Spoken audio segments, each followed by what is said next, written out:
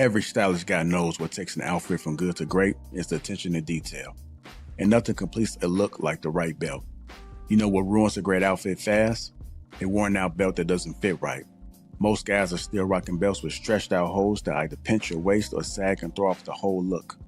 That's why I'm excited to partner with today's sponsor, Anson Belt and Buckle. This family-run company has been around since 2009 and they've completely reimagined how belts should work. Instead of holes, Anson Belt uses a micro-adjustable track system with quarter-inch increments. That means you get the perfect fit every single time. And once you feel that kind of comfort and precision, you'll never want to wear a traditional belt again. The best part, you can mix and match every buckle with any strap. One box set gives you 9 different belt combos, so you'll get to maximize versatility with way less clutter in your closet. But this isn't just about style, it's about feeling more comfortable, more confident, and more put together every time you get dressed. Anson Belt moves with you, so whether you're sitting, standing, or on the go, you're always comfortable and always looking sharp. I've been wearing mine nonstop, and honestly, it's the best belt I've ever owned. Once you try it, you will see exactly what I mean. You won't go back. And here's why you can trust them. They're still proudly family-owned. They've earned over 40,000 5-star reviews, and every belt is backed by a lifetime guarantee on functionality. They stand behind every product they make, and once you try one, you'll understand why. And because Anson Belt and Buckle is sponsoring today's video, when you click the link in the description or scan this QR code to build a box set, you'll get 2 bonus pieces, a buckle and a strap completely free. That's 3 buckles and 3 straps, which you can mix and match into 9 unique belt combos all in one box. It's an exclusive deal you won't get anywhere else, so click the link, build your set, and upgrade your belt game today. Bitch, I'ma go all the way up. They keep on calling my phone. They catching on to the buzz. I got it out of the mud. It's go time. Bad girl from the store. Taking me out of this world, bitch, I'ma go wave. Nice guy with a cold shoulder. You be cool, but I don't know you. Wrote a flower and I'm off the potion. Give me superpowers that I won't stop. To the bank roll on supermassive. Big bank for the space chatter. Way up in the squad NASA. Couple filled with the dark magic. Subtle flux when I run a race. Tell these rap niggas eat my dust. Lil baddie after cellular. Talking life and I will set it up. I'm a sharpshooter, yeah, Will Smith. Call me Prince Park, let me freshen up. Bay boy on a level up. Way up, get a nebula. What's going on, y'all? Welcome to King Talk. Let me go introduce the crew. We got Mr. Trav Smooth, Willie, Real Dope, and White, Biz, me, myself, and Lapeef JR. Welcome to King Talk. What's going on? What's going on? How y'all doing? What up, y'all? Blast. What's up, man? God's good. What it do? See, Biz, see you, man. What's up? Like that was You still got yeah. lock patterns in your head. Yeah, they ain't went out yet. All right. Nothing wrong with it, man. You look like one of the LEP bogus boys. What is it? Count? Is that Count. the one? G count. Yeah. G count. Yeah, I gotta leave, brother. Starting already, man. I know, man. He done joined the low cut gang. Yeah, I got this feeling he's gonna have a part next time, man. They're gonna have something there. 3 cuts in your eyebrow. Omarion. Man. Anyhow, man, it's good to see you guys. Welcome to King Talk. I feel like I've been gone for a long time, but it's last Thursday because we had no Sunday show. What's going on, Fishing and Fit? Neo Moses, how you doing? Aaron, FYU305. I don't know who you are, but welcome. Mrs. Hink, Nike Nelson, Dory G. How you guys doing? Willie's in the chat as well. Bakerman. What's good? We got an excellent show ahead for you guys. If you haven't already, hit that like button and also make sure you subscribe to that channel. And if you are catching us on a replay, hit the like button and also make sure you subscribe. Shout out to Anson Belt and Company, sponsor the show. The link is in the description, man. Fantastic belts. I know if you missed it last time, they got a belt that got a stash in there. So you can use the stash however you want.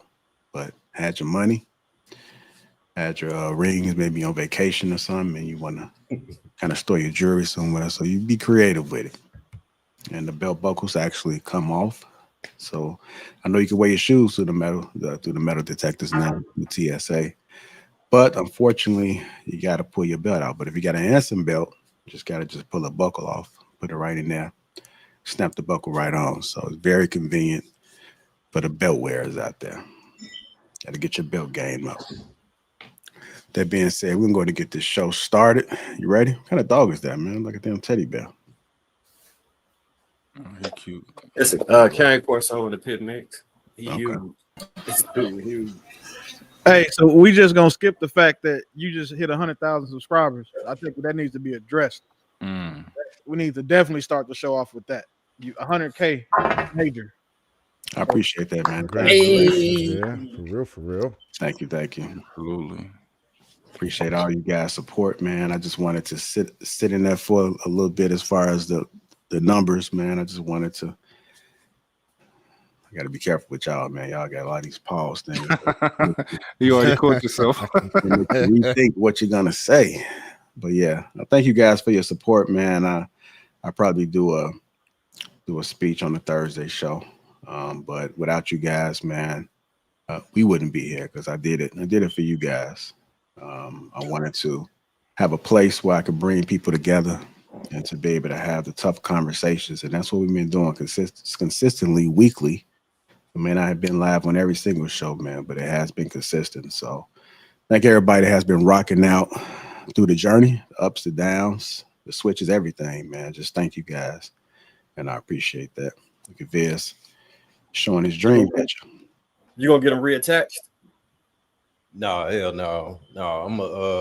I'm gonna turn him into a dream catcher. Yeah. Big at 11 already said, damn, Viz got a divorce and you took the hair too. You got divorced? No, hell no. It was a joke, man. It was like a late April April Fool's joke. Never, never. All right. All right, so here we go, man. We're gonna get this show started, man. Shout out to Ace, man, from tonight's conversation. This video comes from him. So make sure you guys go ahead and show support to the fellow creators that's out there. We'll go ahead and run this video. Great conversation. Only thing I ask for the men on the panel is let's not take any personal shots at the individuals on the clip. Let's actually focus on what they are saying. A lot of times, conversation, you can see it on this conversation that it's going to spiral out of control, but let's think about what it is that they actually saying and not the individual, and seeing if there's some truth to it so we can have a great dialogue tonight. Sound like a plan? I'll try. All right. Well, here we go. I'm going to go ahead and run this first one, and then we'll get right into it. Ray, do you feel like men are allowed to be men nowadays? No. I feel like society is bad right now because men aren't allowed to be men. What are you talking about? Society is bad right now because women have the voice. Women represent the voice. When a man speaks, he's basically, shut up, don't talk about it. And it's like, dog, I just want to ask a question. So I think that right now, men are not problematic, right? We don't want to, like, because if me and Jay Hill argue, we probably going to fight. And if we fight, we probably going to wind up killing each other. So it's like, Yeah. let's just be We don't even respectful. wanna Like get when to women fight, it's like, just pull them off each other. I'm going to kick you there. But when men fight, it's like, he going to get the gun. You know, so I think that men have a certain role in society that they play, and I think that it's not being allowed anymore. I think that it's just, we just had an example where a man says something, and as a man, I love y'all. Black women, I love you. I want to see y'all happy, taken care of, and everything, but I want to see me happy, taken care of, too. 100%. So after I take care of you and I speak about what I need, and I'm told to shut up, okay, I guess I'll just shut up then. Yeah. Do you feel like men are not given the benefit of the doubt when, like, without trying to get too specific? Get specific if you want. I like Okay, talking. do you feel like men are not given the benefit of the doubt when it comes to maybe post-relationships or stories or accusations? Do you feel like No. men are... No, but there's a big reason why I changed. See, the one thing I don't do is I don't blame without trying to figure it out. That's how I work, because I'm come from the ghetto. When you poor and you see other people living rich, the only way you could justify is like, God, why is it like this for me? So I've always been a person to question things. So for me, it's like, you know, why can't a man, so like, I was just reading something about a certain superstar, artist, two girls, Haley and DDG. And literally, she said he did something to me 3 months ago. But now, did you see that what she's asking for? He can't see his child but 6 hours a month. It's like, what are we talking about? Like, men literally, the way society is set up, men doing manly things are now considered toxic masculinity. So men are losing in society. So like, go ahead. And even like, nah, you're absolutely right. Because when I think about men being a man, I think we do move with logic, right? So like, even with experiences that I've experienced, not trying to be so specific, it's times where like I'll allow, like, let's say hypothetically, if it's a father and a mother, right? Yeah. Like the mother can be the mother, like she can be nurturing, she can be Yes. soft on the child, but the moment like the man wants to like discipline the child, it's like, you can't be like this, or you should be this. And it's like, bro, no, allow me to be the father and you can be the mother. I'm not gonna challenge that. So you shouldn't challenge me. Let's both coexist so our child can have the best of both worlds, if that makes sense. Can I challenge something real quick? You said a statement, and I know you didn't mean it blanketly, but I want to challenge it. You said men are so unproblematic or can be unproblematic. No. I don't remember what I said, but I'm basically saying that we don't look for drama.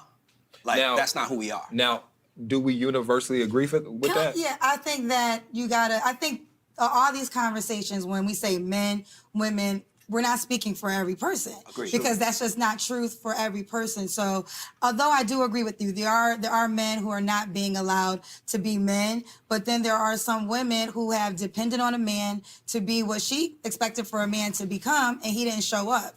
So two things could be true. So now what is that woman supposed to do when she's trying to rely on somebody to be quote unquote the man? Not have expectations. I was about to say, I would teach my daughter, why are you relying on someone? But you just said that you just said women aren't allowing you to be a man. Now I'm expecting you to be a man, and now you're telling me I shouldn't rely on you. Well, Don't expect nothing. I never said don't rely on me. Like, first of all, I take care of. I take care of every woman in my life, from grandma to mother. Everybody's paid. Everything is. I love the women in my life. But what I do notice is that I can give the women in my life money. I give the women in my life keys to the car, anything they want. But as soon as I give them my opinion, I'm told to shut the hell up. I don't want to hear your opinion. So you want my money, but you don't want my opinion. And my thing is this. I'm gonna go ahead and stop it there. One of the things that was said was they was asking the question, are men allowed to be men? And they said that men are losing in society. Let's go ahead and start there. Are men allowed to be men, and are they losing in society? Anybody can go ahead. And I'll probably put this 15-minute time, and that's just for us to get to the next video. So make sure y'all just be reasonable with y'all speaking. But are men allowed to be men, and are men losing in society? You know, that's a great question. I'm going to speak first because I'm kind of long-winded. But man, for the majority of us, no. And I think he's absolutely correct. Especially if when it comes to, like, one of the examples he had was discipline of the kids. One thing is, fellas, you better make sure you get on the same page when it comes to certain and how you discipline, because if you don't, you're going to end up with that situation where he just talked about. You feel like your child is do somewhere where it warrants maybe a spanking. You know, your wife or your girlfriend or your baby mama, whatever title it is, she doesn't feel that way. She's not with that corporal punishment. She doesn't condone that. She's not like that. So now you're not allowed to discipline the way you see fit. Or you have situations where you may be correcting your child and she'll come in and run interference. Now, in my opinion, that's her emasculating you right in front of your child. You giving your child an insight on who's the weaker, who's the stronger parent right then and there, instead of allowing it to happen and maybe address it at another time in the bedroom, you know what I'm saying? And where y'all can have a one-on-one conversation, and then she can express her views or you can express your views on how you feel like you should have handled it. But you got to be on the same team. And you have, in a lot of situations, women move and operate like that. Another thing is like I know it happened with me. I'm out on the deck cooking. They decide to come out on the deck and want to just start having the girl talk out there. I overheard some foul shit that I think is foul, and I expressed my opinion. They said, "Well, we not talking to you." I know, but I was out here first. I came out here where I was chilling, cooking these ribs and shit, and you want to expect. So you don't think I'm engage and say something, especially when I hear you talking about you don't feel like you have to allow the kid to see his parent because you don't like his new girlfriend. Yeah, that's some foul shit. But they don't want to hear that. Please believe they don't want to hear that. They don't want your opinion because they think, well, you just taking up for the man. No, it's not about taking up for man. I'm taking up what's for right. And what's right is to allow that man to see his child. It shouldn't have to do with anything about you agreeing with the girlfriend. It's still his child, regardless. I'll leave it there. All right. Go ahead, Willie. Are men allowed to be men? And are men losing in society? The direct answer to the question is yes, men are allowed to be men. And no, we're not losing in society. Nobody can stop a man from being a man, and unless other men are doing it. Women can't stop us from doing that. They can't stop us from fulfilling our purposes. They can't stop us from walking in our purposes. So I don't necessarily agree with his point saying that we're not allowed to. I would say that a lot of men being men is typically vilified or demonized by a lot of women, if not the majority of women, because the things that we do as men don't benefit them or don't go with their codes or programs. So if anytime you see a man asserting himself, having boundaries, or having preferences or demonstrating or talking about those preferences, what you'll see is that women will say, like if a guy doesn't like fat girl, he's body shaming. If a girl doesn't like short guys, it's just a preference. So anytime that we have a boundary, like we don't tolerate our women dressing a certain way, we don't want our women hanging out with certain types of women and going to clubs, it's a problem. But that's us demonstrating our masculine territorialness, or just wanting what's best for our women. So I don't think that it's possible that men can lose in society because we run the society that we live in. I think that we just have to find a way to be in more symbiotic relationships with the women that are around us and just women in general. Yeah, but well, let me ask you this: if they're policing you, that is a form of them stopping you. If you have to say certain things, you know what I'm saying, to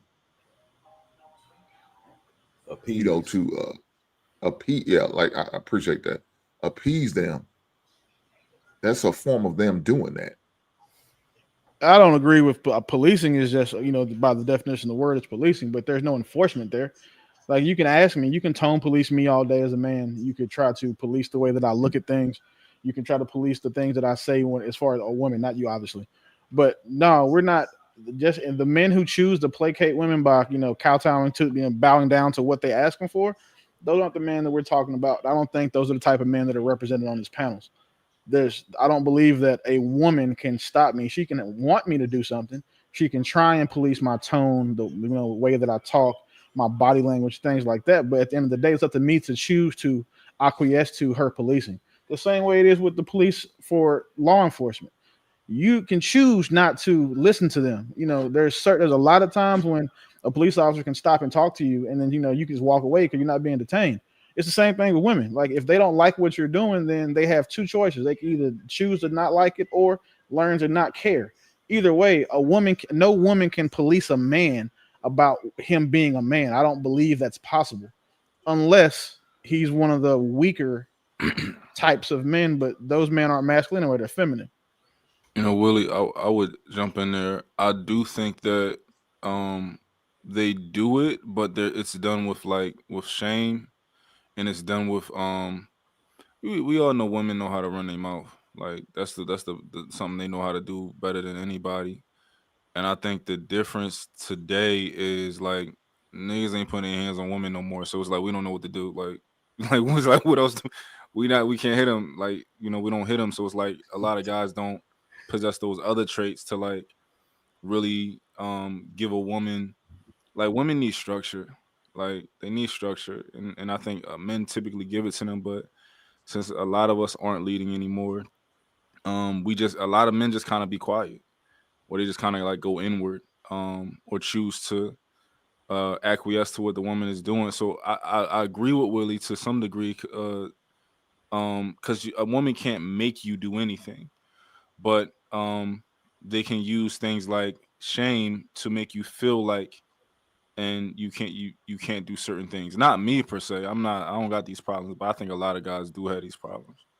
Well, I think that what I think what we see now in that situation, especially if we're speaking on women policing them, is the fact that um, with social media being what it is and the internet being what it is, you're now subjected to that ridicule, be it true or not, be it if you was being an asshole or not. So now you're being judged in the sense of public opinion. So depending on what your job, your career may be, that can easily be impacted by that. Motherfucker could easily make a post on social media and say, "Oh, this little dick nigga Willie, he don't take care of his kids and he beat on me and all this other." That could destroy your entire life. You know what I'm saying? Just off of something being false. So I think that I think with that power being a huge factor in this current society, that some men have to legitimately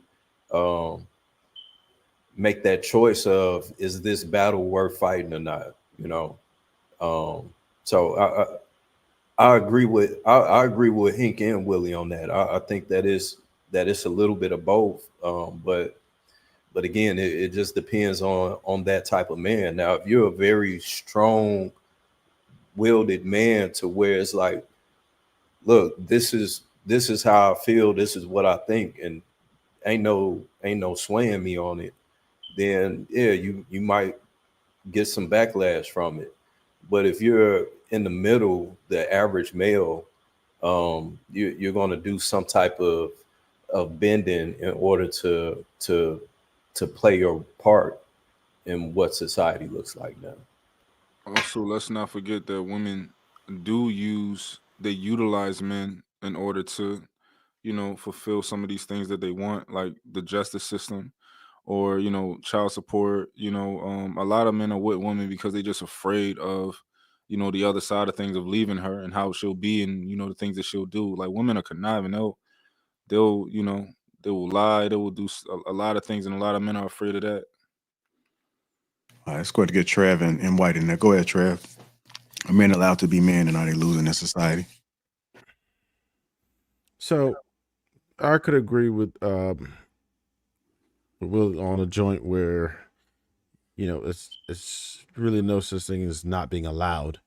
However, men's voices have been suppressed and men as a whole have been oppressed, right? Where your voice now, for you to reach the masses, is pretty much through social media, because you have to combat at least what the women are saying about us, right? About how we're being demonized and emasculated and everything else. So when we do say anything, we have to like teeter-totter our language, because it's like you'll be mass reported. They'll, ban you, shadow ban you. We've seen what happened when men speak up for men.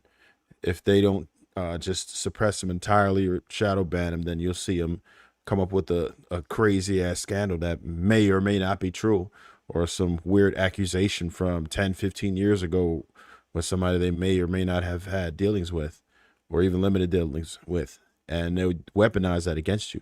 So we don't have the support of it. Men on a whole, we let that happen to a certain extent. We should have put a stop to it. We should have saw this coming, but we allowed it. For us to gain the ground, we have to be extremely organized, and we have to speak with not only our voices, but with our money. We have to learn how not to support organizations, stations, anything that is not supporting what it is that we stand for, then we need to boycott, protest, and don't be a part of it at all. Because that's what they do to us. But people are making it seem as if men are invaluable and they don't need us. But shit, that's impossible. Everything that's built, everything that's going right now is done by men. So we obviously have the power, because if men decided that they just were going to stop being men one day, stop being useful men, then the world is going to stop. You see what's happening in Philly right now with the with the trash situation. It take a week. It's been a week, and that city is like turned upside down. Just imagine if men decided not to be men and show you how much you really need us. So I think we're going to have to start putting our money where our mouth is. We're going to have to start being more active, more petitions, and more protests for us to even be able to be effective at all. I did want to touch on that one point Hank made that resonated with me. That whole undermining of another parent. When you're not allowed to discipline your child properly and a woman chooses to question your authority in front of the children, parents, please don't do that shit. That is detrimental. For one, you're destroying the power dynamic. And two, you are giving him no voice. And the man is the one that's supposed to provide that discipline and structure. And once you break that, you get in the way of that, it's a detriment to you. It's a detriment to your children. The father is supposed to be the one that's disciplined and give you that structure. So if you take that away, you're not going to have an upstanding citizen as a child. That's just what it's going to be. All right, go ahead, M. White. Yeah, I agree with Willie. You can't stop me from doing shit. Like, this is my house, this is my family, this is how I'm gonna run my lick.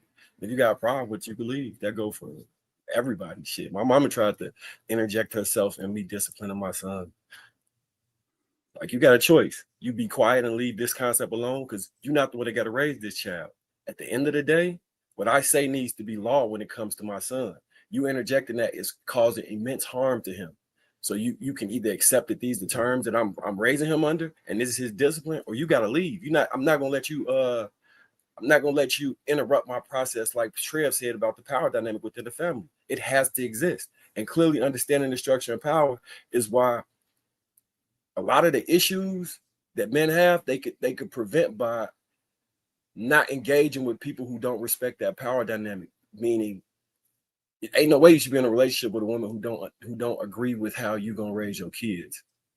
Like, you should have had, she showed you signs prior to that moment that she was disrespectful or did not align with you in that way, and you should have got rid of her. You shouldn't have played around and said, we'll see, I don't know, and then something as important as raising your kids come up, and now I can't do nothing. Nigga, what's wrong with you? Why you ain't stand on business from the very beginning with her? Why you didn't set the parameters? At the worst, all they can say is, oh, here he go again. And I'll deal with it, here he go again, to do what's best for my family. I don't give no fuck. So yeah. So one thing we got to make sure we talk about majority. Majority of men ain't moving like this. We got to be honest. They are not.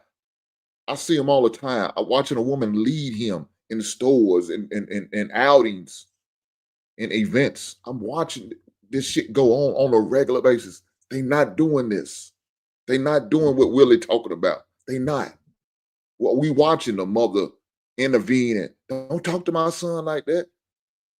It ain't like he's a stepfather. He's a fucking biological father. And I'm watching this man get emasculated right there in front of public at a firework event, at a 4th of July event. God damn. Hank, who fault is that? Majority of men are not doing this. Wait, and White, Hank, I didn't speak to that part intentionally, because again, that's not something that I feel I have sympathy for men for. If they allow their women to treat them like that, then that's a reflection on him and his leadership more so than as much as it is the woman. My son's mother would never go against what I said about my son, because at the end of the day, she understands that I'm the one charged with teaching him how to be a man and preparing him for the world. I'm not trying to defend him from the world or protect him from it. I'm preparing him for it. So it's not, I don't agree that most men do that without, you know what I'm saying, having some sort of being complicit in it as well. Because if you allow anybody to try you in front of your son, or you say emasculate you in front of your son, you failed as a father. Regardless of who it is, if it's your parents, if it's her parents or her, if you allow that to happen, you as the leader of that house are responsible for that. So I don't feel bad for men when that happens to them. It shows me that there's a weakness to me personally. I don't want to call anybody specifically weak, but for those men, they have a shortcoming in their character in their households. And if you want to be the man of a house and man in a house that a woman runs, that's cool. But just you have to deal with what comes with it. And that's not what this conversation was about. I did want to bring this up before we go to the next part of the clip. She mentioned Kendra G did when a woman depends on a man. Well, women depend on men, but what happens when the man doesn't show up? So, like, men are asking women to depend on them, but what happens when they don't show up? I think a lot of times, like, people get this overarching perception from when they young, like when you was 24, 25, trying to depend on your man. Like, that's y'all both kids. I don't think somebody that Kendra G would take serious at this point will be somebody she can't take serious.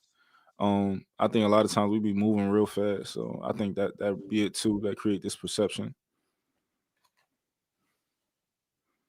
I think that is unfortunate too that we expect. Of course, it's expected for men to show up all the time, but everybody goes through seasons. So if it just so happened to be a season that this man got laid off or something, and he's trying to figure it out, if we're a couple, if we're a unit, if we're a team, if we're married, then what happened to the 100? You know, what happened to, all right, for this short period of time, maybe I need you to contribute a little bit more until things get back going. I think that's the huge problem in this, in these types of conversations that's being had. Now, if the nigga is no good, if he a pookie, then, you know, that's something completely different. But we see that all the time where something may happen. Maybe he broke his leg or something and he can't work. So what do we do now in this situation? Is it now, oh, he's not provided? Where's the grace in that? Where's the relationship values? So yeah, I get that whole rhetoric, but I think that is overused in situations that doesn't make sense to me if we're a team. Do we think that most men have you know something that's the funny thing? Go ahead, Redo. I was just about to say, do we think that most men have the ability to articulate themselves on the level that they need when it's communicating to their women? Do we think maybe that might be some sort of an issue there also? Like we can't really articulate a plan and a strategy of like, hey, this is what I got, we got going on right now, and this is where we're going, and this is what I need from you. And also a confidence that y'all gonna get through it. Yeah, I think that's an issue. I mean, judging by some of the way that engagements occur on the panel, a misunderstanding will occur. Instead of seeking clarification, somebody will double down and try to be right. And instead of getting to move forward, it becomes tit for tat. Now I'm trying to say the most hurtful shit you can, and we go back and forth. And it'll derail the conversation for an hour. And both of them was kind of right, but they were misunderstanding each other. I don't think in general, the men that usually complain about this have the skill set to be able to articulate the point, like you said, in a way that gets to why they're doing what they're doing, why it's necessary, and why it has to go this way. I don't think so. Well, Viz, something we seen it on a Wednesday show when we was talking about the women. They was talking about, well, how long we gotta take care of you or look out for you or make sure you good. So now you right then and there, you putting a time limit on me, letting me know I'll do it for a short period of time. It's not gonna be forever thing or the rest of our lives thing. They're not willing to do that. But a man is willing to do such a thing. If that's what it takes, then he'll do what he got to do. If that means he has to get his goddamn second job while you recoup, do what you got to do, get yourself mentally, emotionally, physically back together, that's what we'll do and willing to do it. But we sit there and hurt him. Nah, I'm only going to do it for a 3-month period, a 6-month period. He got 30 days. I said, boy, that's some nasty work, heifers. You got some. We seen it on last Thursday. They was talking about the Thursday show. They was limited on what they was going to be willing to do and how much they was willing to take care of a man or look out for a man. They didn't care. So, look, man. Women, y'all know y'all gonna depend on men. Y'all know y'all can. But a man can't always feel like he could depend on you. Because any minute you could turn your back on that man because he's going through a hard time, he's going through an emotional time, a difficult time. We've seen that many times. That's why I came up with this slogan, they don't give a goddamn about our black ass. And I believe that to the fullest. All right. We'll go ahead and get to this next video. But before we do, man, shout out to Johnny Girls 609. Gifted 5 Lapeef Network memberships. Thank you, Johnny Girls 609, for being so great. If you haven't already hit that like button, also make sure you subscribe to the channel. Let's go ahead and get to the rest of this clip. Here we go.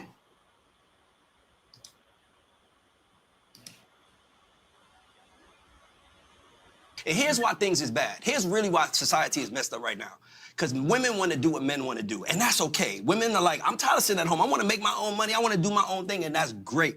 But what's happening is because women are choosing, like, to do what men do, provide and do everything else, they're getting frustrated with women. So you just said your expectations. I'm a manager. The first job of a manager, when I manage somebody and I make people millions of dollars, my first responsibility is to manage your expectations. Can I ask one thing, because I want to get off tangent? You said women are trying to do the things that men want to do. And no, I didn't say women are trying to do that. I said women want to live the lives that men live. Okay, so now, so with that, but then you related it to like working and getting money. So why is working and getting money being something that a man should do? That's just a human being. I didn't say it was something a man should do. Well, no, but hold on. You gotta hear what you said, because you said women are going out there doing the things that men are doing, like men want to do, and then you talked about go out there getting the money. But you're nitpicking though. I'm not. It's important because like generally, I'm not nitpicking. When we talk about generally, like usually a man works for women. She can nitpick. I get what you're saying. But no, I don't agree. Nitpick. I want to talk about it. Hold on. But the reason I'm not nitpicking, because again, that was years ago when women couldn't work. Right? There was a time when that whole thing was set up. Women couldn't get jobs. They couldn't get bank accounts. They literally had to find a man to be attached to be a part of. Things have changed, so now women are working. So I just don't think. Hold on. Let me finish my statement. You can come in. So I don't think we should relate women working to a man thing. That's what I was just saying. But when you say now, I think y'all saying the same thing. When you say now women are working, I think like y'all can agree on, like he's just saying we're living in a society now. I'm just saying what's happening today isn't. And it feels like when you say that, you're like, which is like, dog, all I'm speaking about is what's happening today. Women are in the workforce. Women are more entrepreneurs than men. Like women are the shit. We love y'all. Okay. I love you. But I'm just saying, in the society we live in, where mama was at home cooking and wearing her little dress and everything else and cooking in the house, mama was perfect. When you hear a man talk about his mother, even though you was a crack fiend, you still was a black queen. We love the women in our life. So but I don't think the women love us. You said something very famous. You said, I think that black men don't like black women. I totally disagrey. I don't think black women like black men. No. I really believe in my relationship. I really believe in my relationships. People have been waiting for me to die. No. Like I want you. I just want to say this. Please, let's talk about it. Because we've shifted the conversation to a lot of different things. I'm just not a part of that women he was talking about. Are we gonna talk about that? We're gonna stick in that pocket. Your question was, do women allow men to be men? Mm-hmm. And the truth of the matter is, not everyone is raised in a household with a man. And so when women are entering relationships, they are coming up with their own ideas of what they think a man is and what they think a man is supposed to be.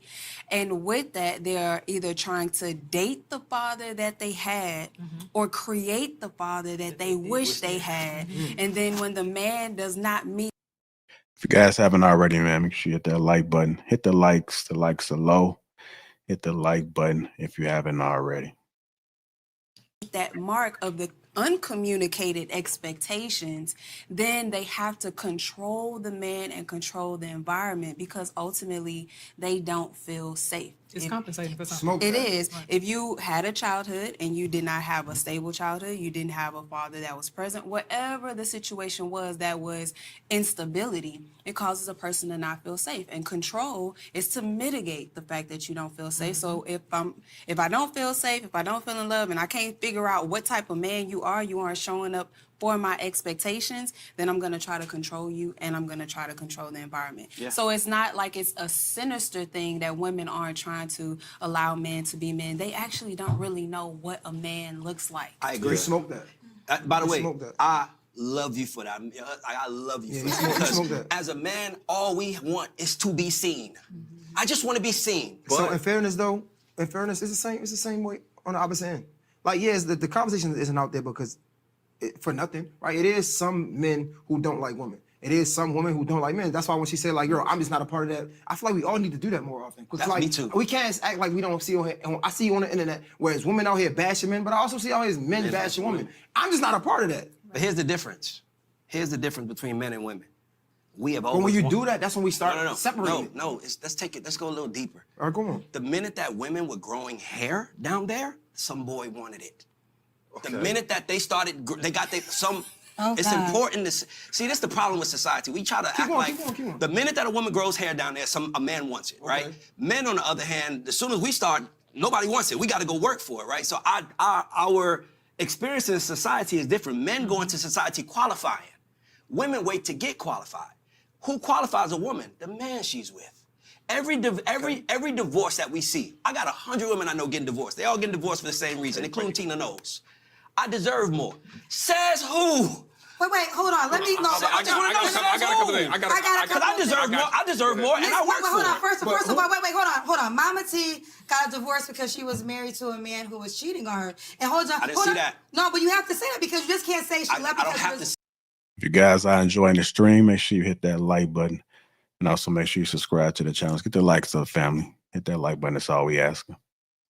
Say nothing I didn't see. You cannot tell me to say something I didn't see. Okay, you're right. I can't tell you what to say, but you're not being accurate in your information. You said she left because she deserves more. So are you saying that if a woman is married to a man that is cheating on her, who brought up cheating? Hold on, let me ask. Well, you brought up Tina Knowles, and you cannot say. I didn't know about the cheating. I saw her. But that wasn't. But the thing is this. This is why words are powerful, and this is what's happening on the internet. People are just speaking and don't know what you're saying. You're saying she left because she said she deserved more. Yeah. No, she left because her husband was cheating and created another baby. So now that we're here, do you think she should have stayed married? I don't know. So can I ask you? But no. Let's get to the question. Do you think? Hold on. Let's get this because men say we gotta let them be men. I hear men say, "You're not letting me be a man." As soon as I try to be a man, you cut me off and I had to put my head down.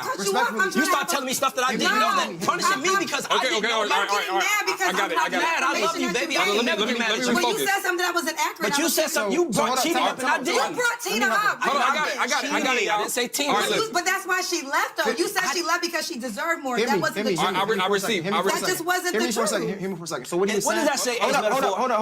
You gotta get off the internet. Okay, now I gotta get off the internet. Hold on, break. Let me get this. Oh my God. Kendra, I got it. Look at the men in the room. Everybody laughing because I'm proving it and I gotta get off the internet. Check this out. Check this out.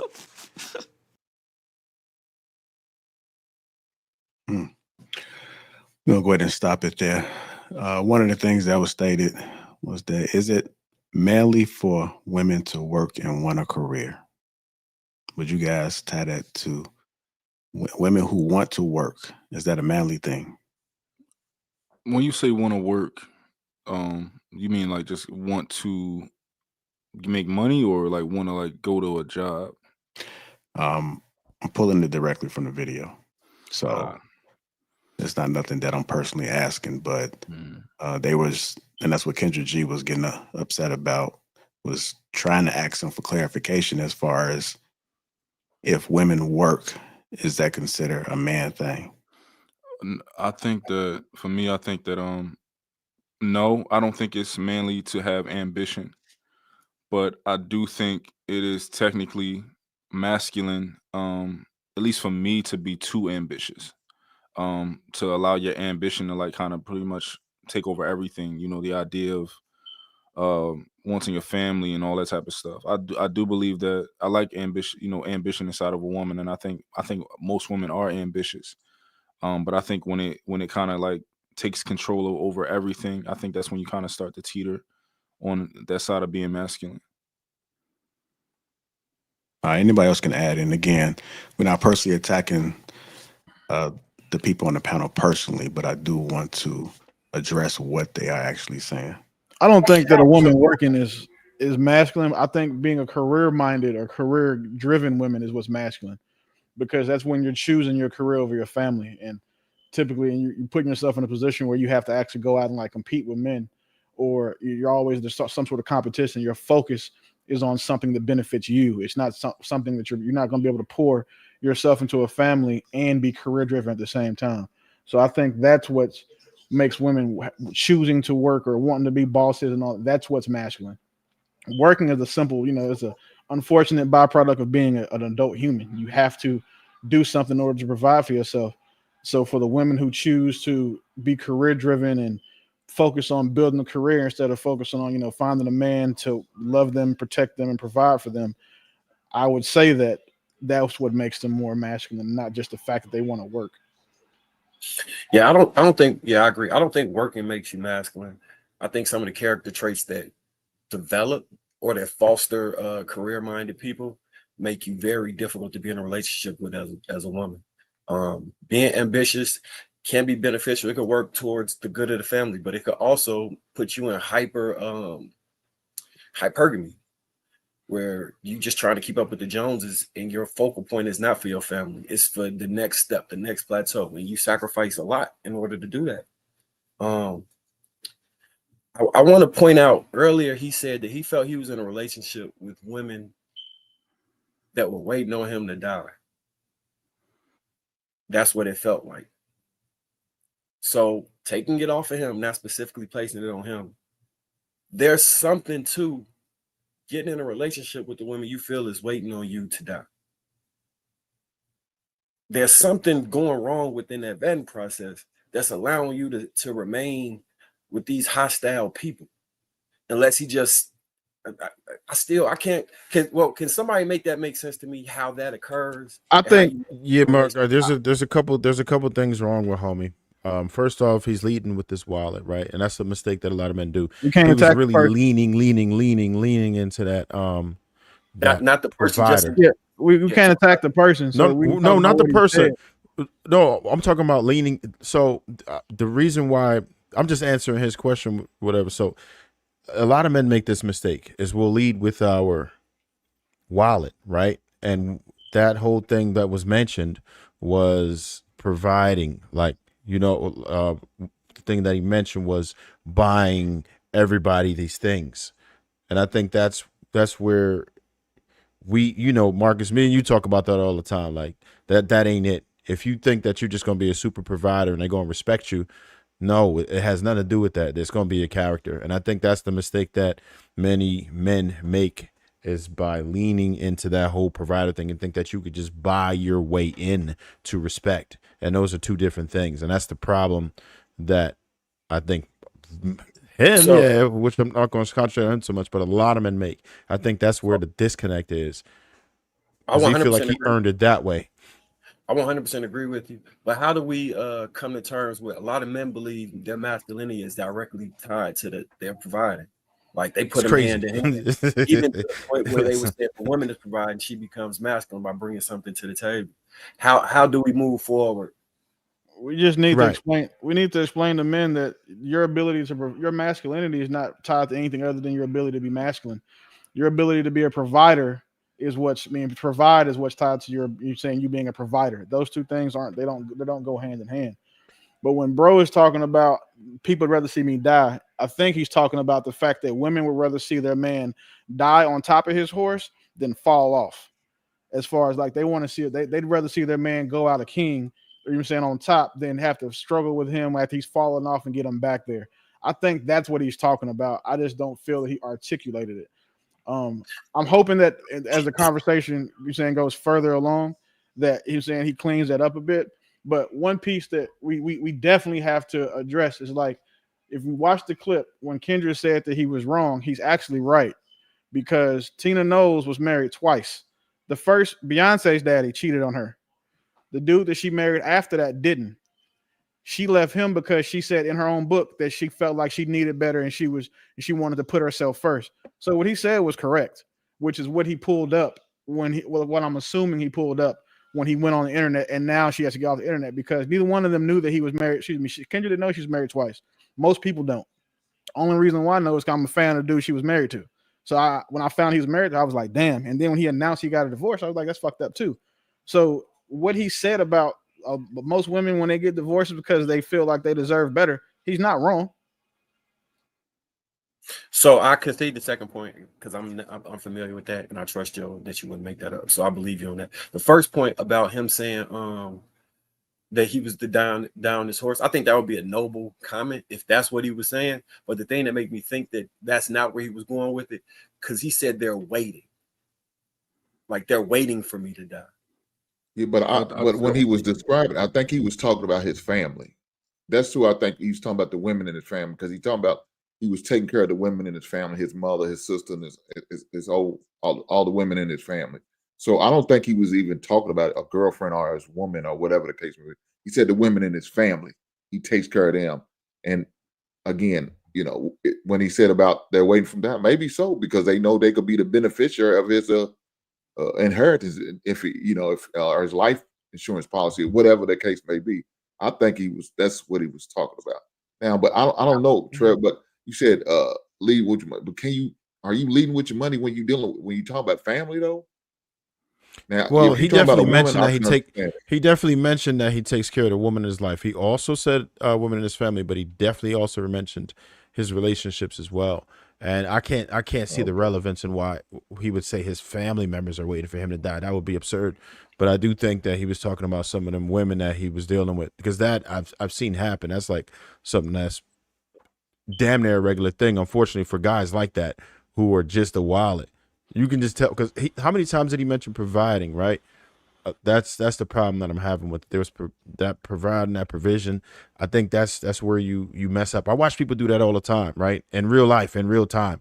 First thing that they do is they like, yo, here, let me buy you this. That right there, you already solidified yourself as a trick.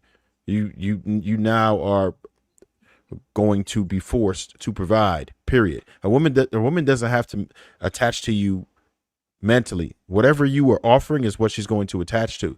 In this particular case, he offered money, so that's what she's going to cling to, his money. You set yourself up for that. How you come off and how you introduce yourself to a woman in the beginning is what you're always going to be.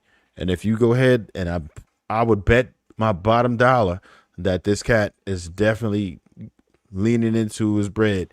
That's because, I mean, you could tell, man. You could tell when certain, just by the way the lingo goes, right? And I'm not talking about how bro look or none of that. We're just saying just by the lingo, just from the things that were said, that there was a lot of money talk and providing, and you set yourself up for failure when you do that. Not to say as if somebody is your wife, you damn sure should be providing for them, but that ain't how you lead, right? That's not how you introduce yourself. If they're not connected to you, then you always gonna have a problem with that. And you can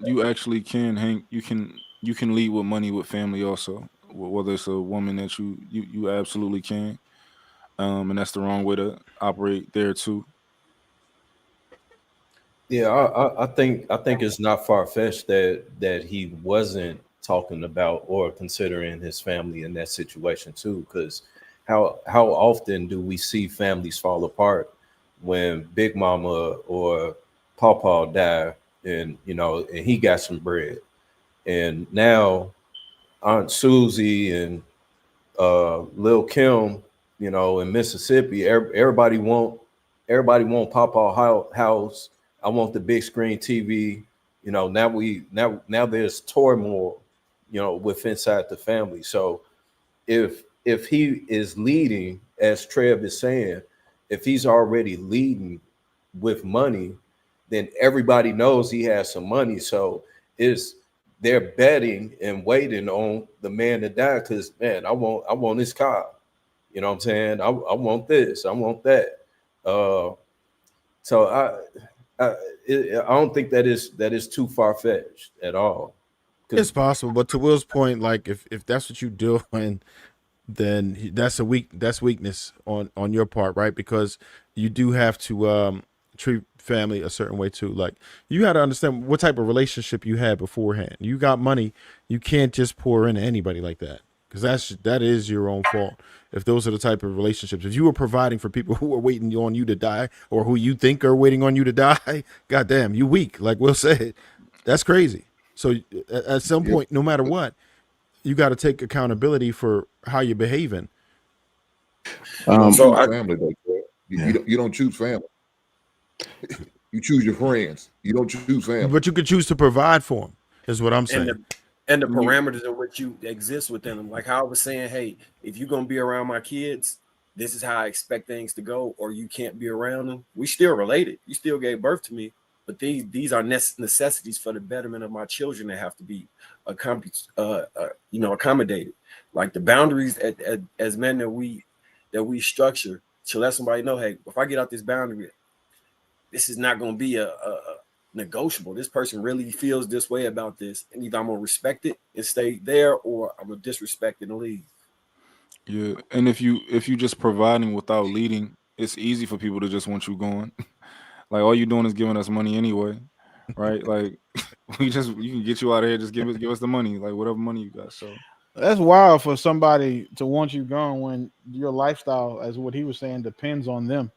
Like their lifestyle depends on him. So it's crazy that they want him gone.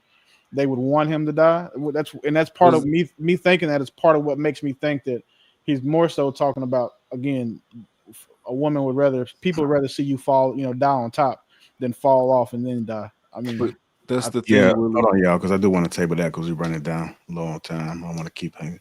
But they did mention, do most women know what a man looks like? This is what the young lady said. And the truth of the matter is, not everyone is raised in a household with a man. So when women are entering relationships, they are coming up with their own ideas of what they think a man is and what they think a man is supposed to be. And with that, they are either trying to date the father that they had or create the father that they wish they had. For somebody talking? I think M. White was going. Well, I I'll go was ahead I then. was saying something to Willie about his point. I mean, well, that goes back to what we first started the conversation on, with even just disciplining your children.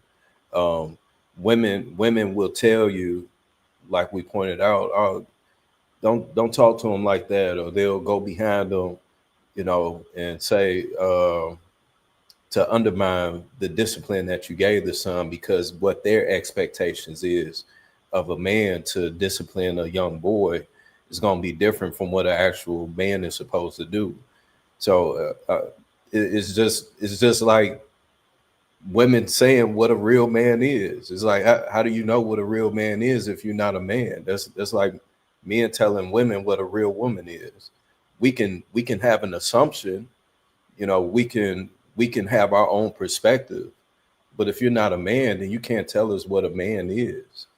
So I think that, especially now in this age of social media, because it's so easy to be influenced by the rhetorics that's being told, women are legitimately telling men what manhood look like, and claiming it to be toxic masculinity and shit like that, when it's no, I'm just being a man.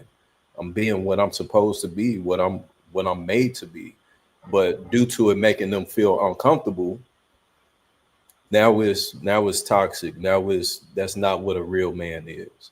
So yeah. Is it masculine to know the right thing to do in regards to your family and choose to do the opposite because you're being bullied by your woman? You said, is it masculine to know the right thing to do, but not choose to do it because you're being bullied by your woman or the woman in your family? No, that's not masculine. So masculinity might be the answer then. If men operated in their masculinity, then they could stop these things. Like, what are we So- saying? Part of being masculine is being moral, or I'm just because this is what No, confuses me. I'm not talking about morality as such. I'm saying I know the right thing to do as what I believe is right as a man. Mhm. And I'm choosing not to do that because I'm being bullied by the women or the public perception of the things I want to do. Is it masculine to say, okay, I'm going to appease everyone and cower and do whatever you say, even if I know it's wrong? Or is it masculine to say, hey, I know this is right and I'm going to do what I think is right and stand on it? Okay. All right. Yeah, no, I mean that's definitely, I would say, the manly road to go, right? But it's, I think in that situation again, it's one of those things of knowing when to pick your battles. You know, is this a battle that's worth fighting? Is it worth me having to deal with whatever is going to come with it afterwards? Especially if you're in a committed marriage, if you're in a marriage or a committed relationship with them. And I think that's kind of where it gets sticky in that point. I think a lot of women. So what? Oh, go ahead, Trev. I heard it was a podcast and he said it, so I'm definitely not gonna try to take credit for it. But he said you'll never know a woman until she actually has leverage on you, right? So a lot of men that you see they'll get into a relationship with a woman and the power dynamic might be where it's supposed to be, but females know how to switch. We talked about how women, they can show you their representative for up to 2 years psychologically, whatever. Some longer. But there's different things that happen. Once you marry a woman legally, she has leverage and she's probably going to behave differently, right? A lot of us probably, when we met our wives or whoever you ended up with, your first love or whatever, you probably thought you was going to be with her forever. But then she probably showed you a side that you never saw before. And you might have children with her. And she might just be really vindictive. And she might be one of them types that don't want to ever let you see the kids ever again.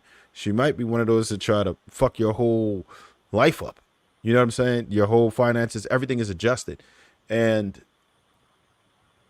I understand that it is the right thing to do to just stand on it, right? And do what's right, as a man. But I could see why some people may say, damn, nah, I don't want I already know what type of time she on, and I need to be in my children's life till a certain age or some shit like that. So I'm going to probably like cool out for now. Do y'all think that that's like a crazy perspective to have if a dude is just trying to keep the peace and do his bid for the sake of the children so they can continue to have the lifestyle that they have right now and have that mentorship from their biological father? I think that what is it? An ounce of cure or ounce of prevention is worth more than a pound of cure. I think you're working backwards when you get to the point where you have to put yourself in that scenario. I would agree that biting the bullet and doing what's necessary to make sure you're around your kids and giving them the best, even if it comes at a sacrifice to yourself, is what men should do. But the thing they should have done before that is create the boundaries that will let them get to this point. Right. And wait, I don't disagree with you. I don't disagree with you one bit. But the problem is a great portion of us aren't raised with fathers. A great portion of us haven't had the XP necessary to understand women and different things, right? And when you get one of them bangers, right? Look, and wait, look, listen, hear me out. Hey, listen. So what I'm saying is that would you agree that most men aren't equipped to deal with modern day women, and most men are ill-advised, or a great portion of them don't have the tools and faculties to be able to deal with some of the women who are more advanced? Most men that have not been actively in the dating room and no positions of leadership, I would say, because they're right. So if you had to put a number on it, what do you think? 10%, 20, 30, 50, what?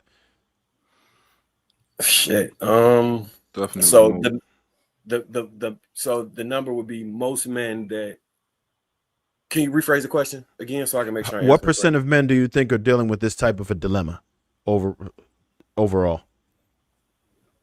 Shit, like according to the space, 80%. But in my Right. Okay. I'm waiting. Now time out. That means like, that's the overwhelming majority. So this is most men. So it's worth addressing. It's worth staying in this place if you think 80. And I'm not going to disagree with you. I'll definitely grant you that. So what I'm saying is that if that's the case for most men are ill-advised. Most men are not equipped to deal with these type of women. And well, I really meant overall, but let's just say in the space. That's fine. There's way too many men who aren't able to deal with this, and enough men to speak about, at least in the real world, right? Even if you say outside of the space, enough men to at least address this issue. So what I'm saying with it is, and I'm going to say only because I deal with people who don't ever touch this space, right? So it's bad. It's enough men who aren't prepared for this. If you look at the divorce rates, you look at anything else, you look at how people are extremely unhappy and unfulfilled. It's enough men who are suffering from this. So what I'm saying is, all I'm saying is that I don't want us to do what women do and say, fuck these dudes, forget them, all of this shit. I want us to be able to understand this perspective of men and to be able to help them. I don't agree that a lot of the things that they do is good, but how do we get them to the space where we want them to be? So I think in order to help them, bro, we can't let them exist because essentially what we're talking about is them not having the skills and parameters to navigate.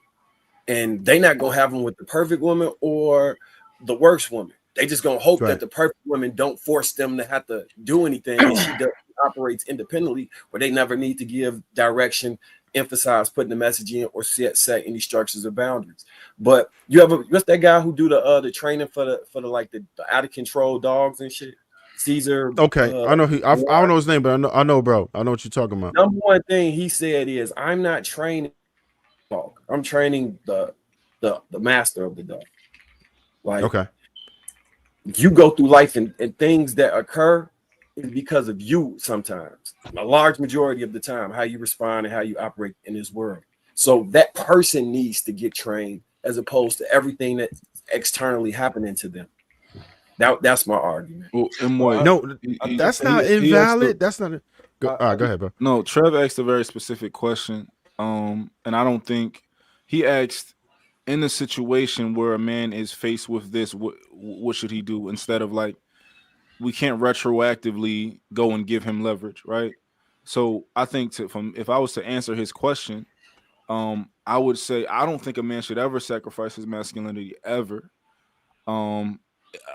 Like, if you gotta exit the situation, if you really tried everything that you could, wait till your kid's 18 and then deal with him. Like, I just would never say a man should ever sacrifice his masculinity. You saying abandon the kids on behalf of your masculinity? This is what I'm saying. I will never abandon my masculinity, because then what am I doing for my son anyway? Am I showing him this is how you handle a woman? Oh, you cower around a woman? Never in a million years. So as I'm saying, if you try everything, right? I'm not telling you to quit. Try everything that you possibly can. Don't never sacrifice your masculinity, though. We not on that. I'm y'all. Let me know if y'all disagree. You teach them just the opposite. You sacrifice your mental when you abandon. When you abandon your child, you put your masculinity in jeopardy, on the line for doing that. Wait till they're 18. Ain't no damn way I would ever do that to my kids. So what am I teaching my son? If you don't get your way, then you just leave until you know. You can leave the mom without leaving the kid. I would tell any man that if that woman challenges you in front of the child. Well, I mean, I understand, but I think that he's in the line. What I'm about to say is that if a woman is challenging you about your child in front of him, it's your duty to show your son, because he learns by example. Children imitate what you emulate.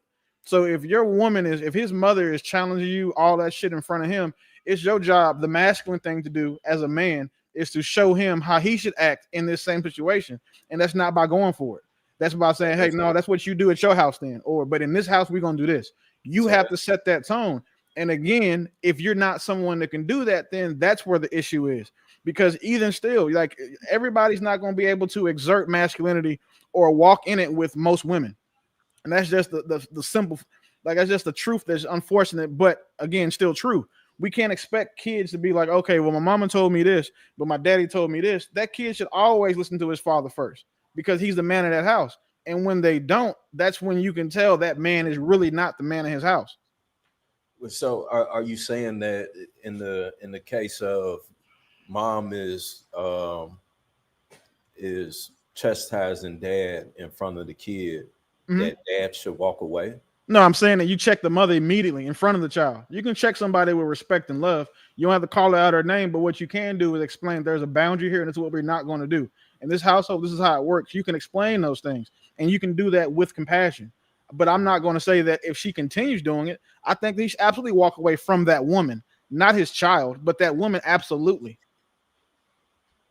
All right, we got to get to the next video, but before we do, Mills 36 $2 says, stay single 100, stay dangerous, fellas. And the ghost OG Jake Speed says, damn, he always trying to be the old one. Let some other senior citizens get on the panel. Want to thank everybody that has contributed. Hit the like button if you haven't already. Let's go ahead and get into some more of this video.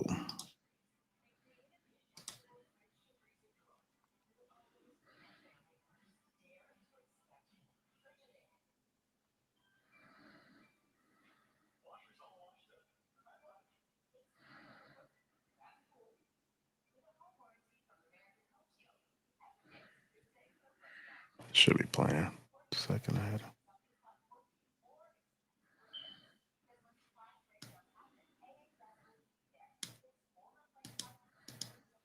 Hold on. I don't know what's going on. Hold on.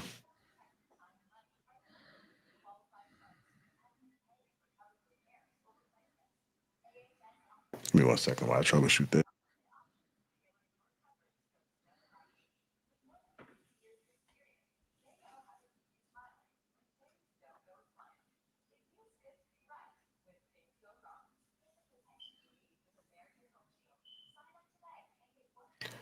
If y'all have something else to discuss, go ahead while I try to figure this out.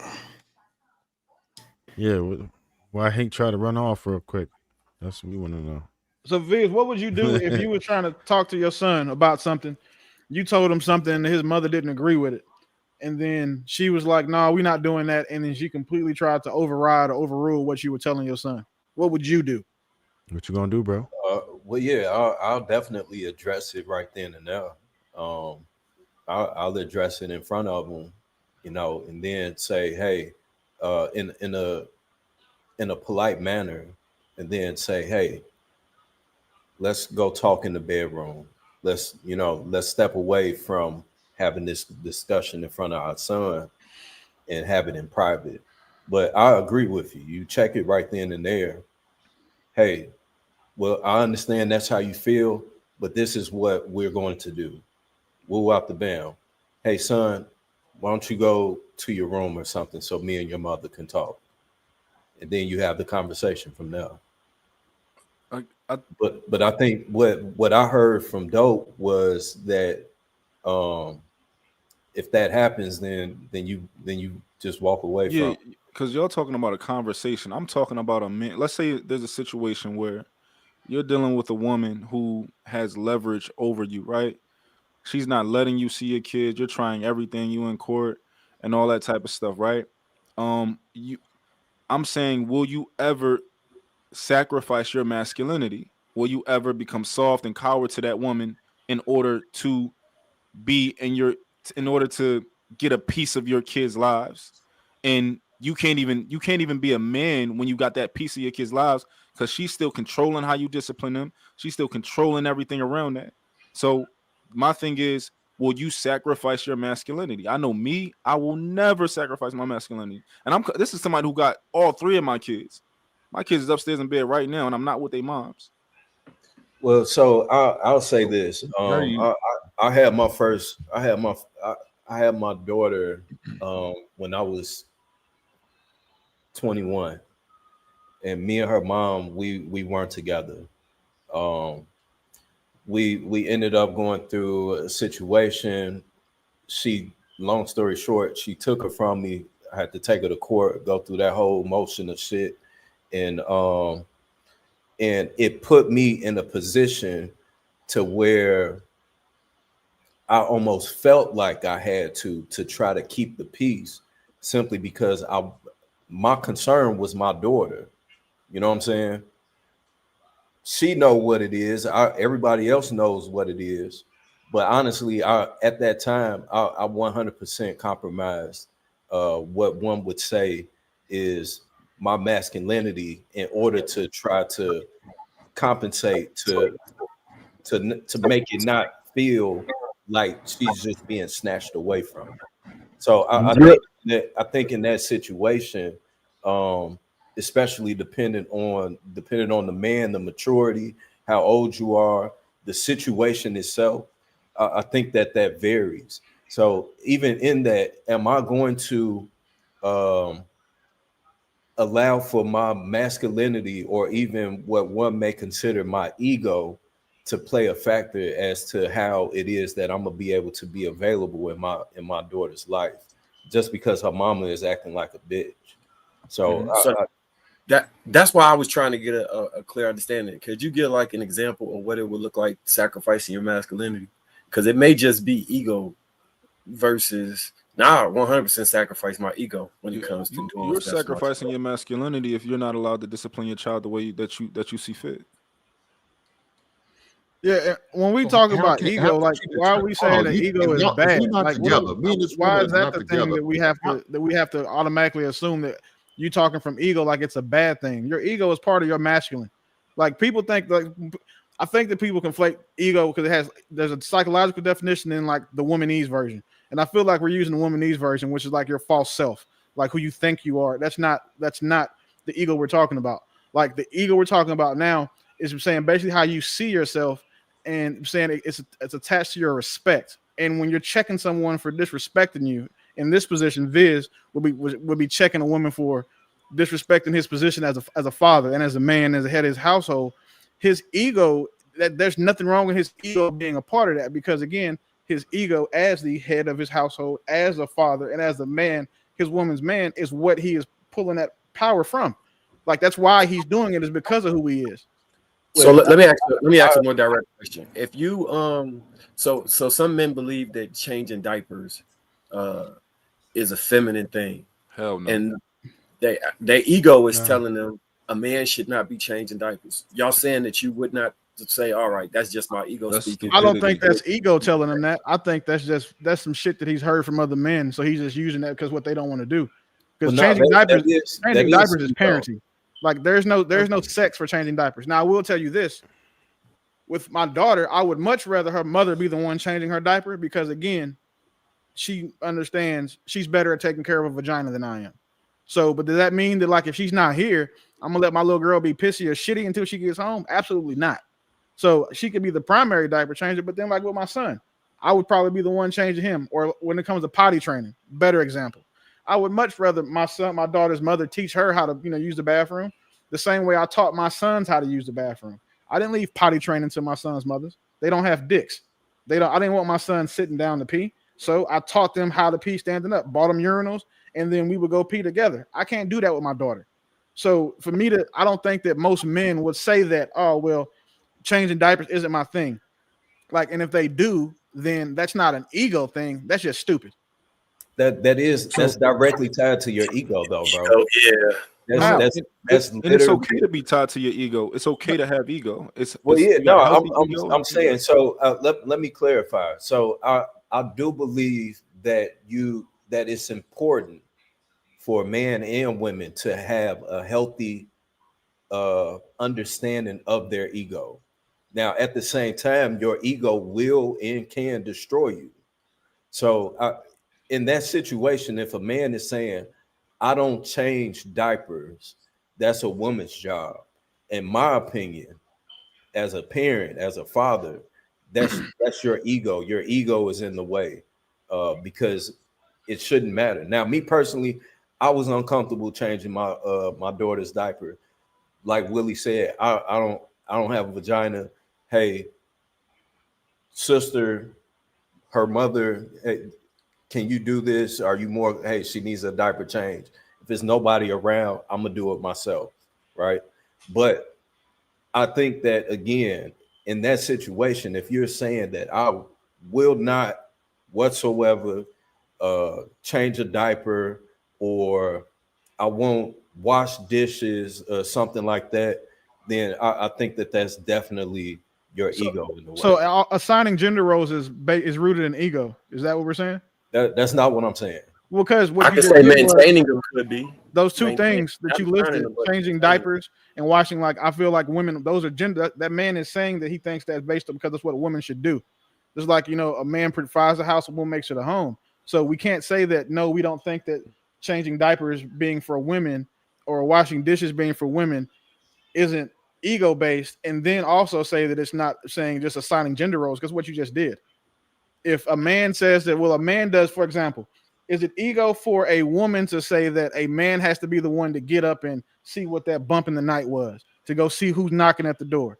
Or is it ego when a man tells a woman that, hey, I got this, you know, I'll go get the groceries, you make the meal? Or I'll pay all the bills in the house, but you do the majority of the cleaning. If those aren't, if we can't, if we're not going to tie gender to ego, gender roles to ego, then what you said doesn't make sense. Well, no. So I think we're but- using gender but- roles in a way where the gender roles themselves are not ego, right? Maintaining them in a strict way where you can't veer out of them may be your ego.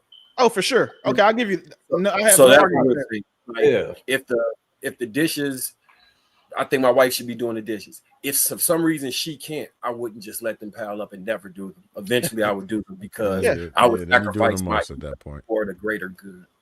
Is what I'm saying. Like, but my masculinity, when I look at like masculinity, and that's so. Can you give me an example of something you feel is pushed to the extreme, just in general, with like, so go ahead and say you either gonna do some Diddy shit or die.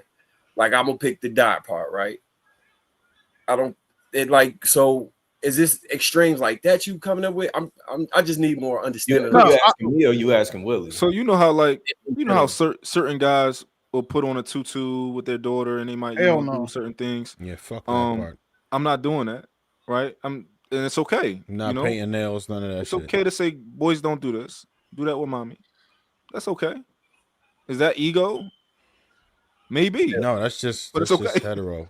Yeah, No, but see, you have a healthy reason for not wanting to do that. I think that is ego. Even though I wouldn't do that, I think that is tied to your ego. Can we say healthy ego or unhealthy? Because ego is involved going to be in everything that we choose to do. For sure. Is it ego, or is it just ego to not want to play a matter of of just understanding that men just don't do certain shit or shouldn't do certain shit? Well, no, that's how just is that ego where per se?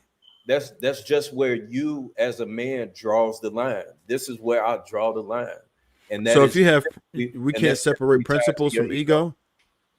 Say it again. No, I mean the logic that Zan Viz is using says you can't.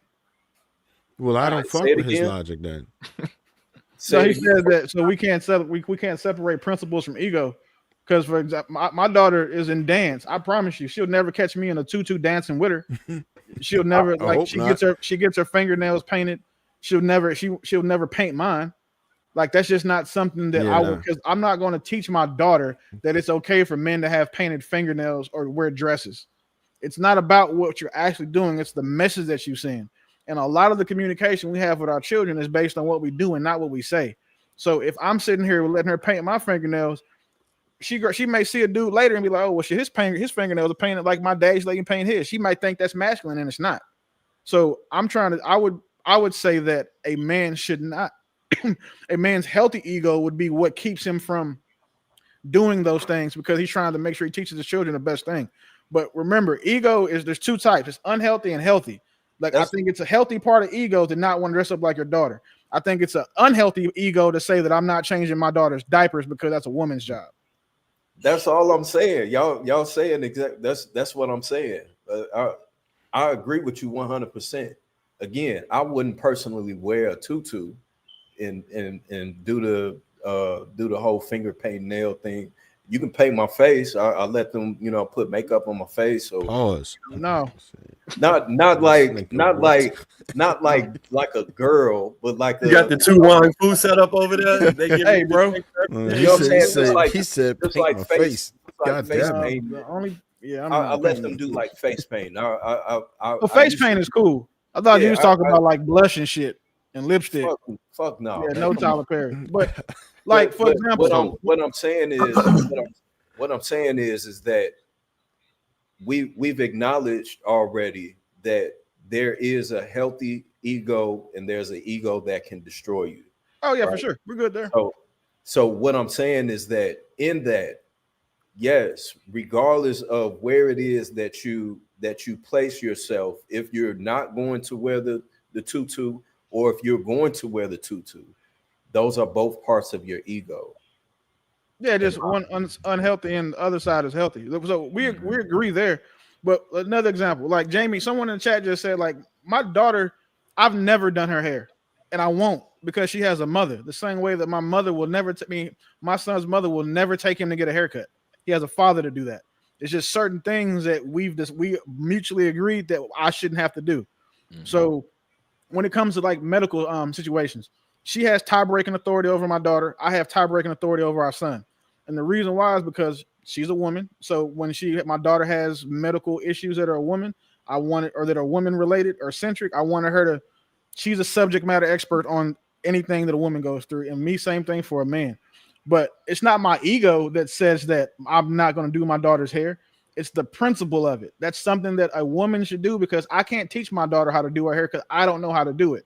The same way that if I chose to cut my son's hair myself, I could, and I could teach him. But taking him to the barbershop is not somewhere that his mother needs to be. Like anytime you see these kids, anytime you see a woman in the barbershop with her kids, you can tell that kid don't have a dad, because look at his haircut. They don't have a line, and they got like the little Nigerian bead hair, because you can tell they don't come regularly. So I'm never going to put my son and his mother in that position, because you can literally look at a kid's edge up and tell how active his father is. It's a fact.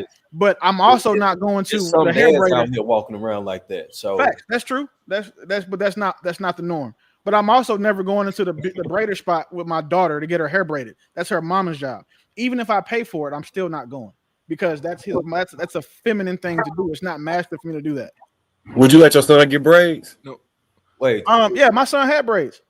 Okay. Yeah, my son didn't get his first haircut for almost 2 years. So he had like faded on the side and then braids up top. He didn't have none of that long flowy shit though. We're not doing that.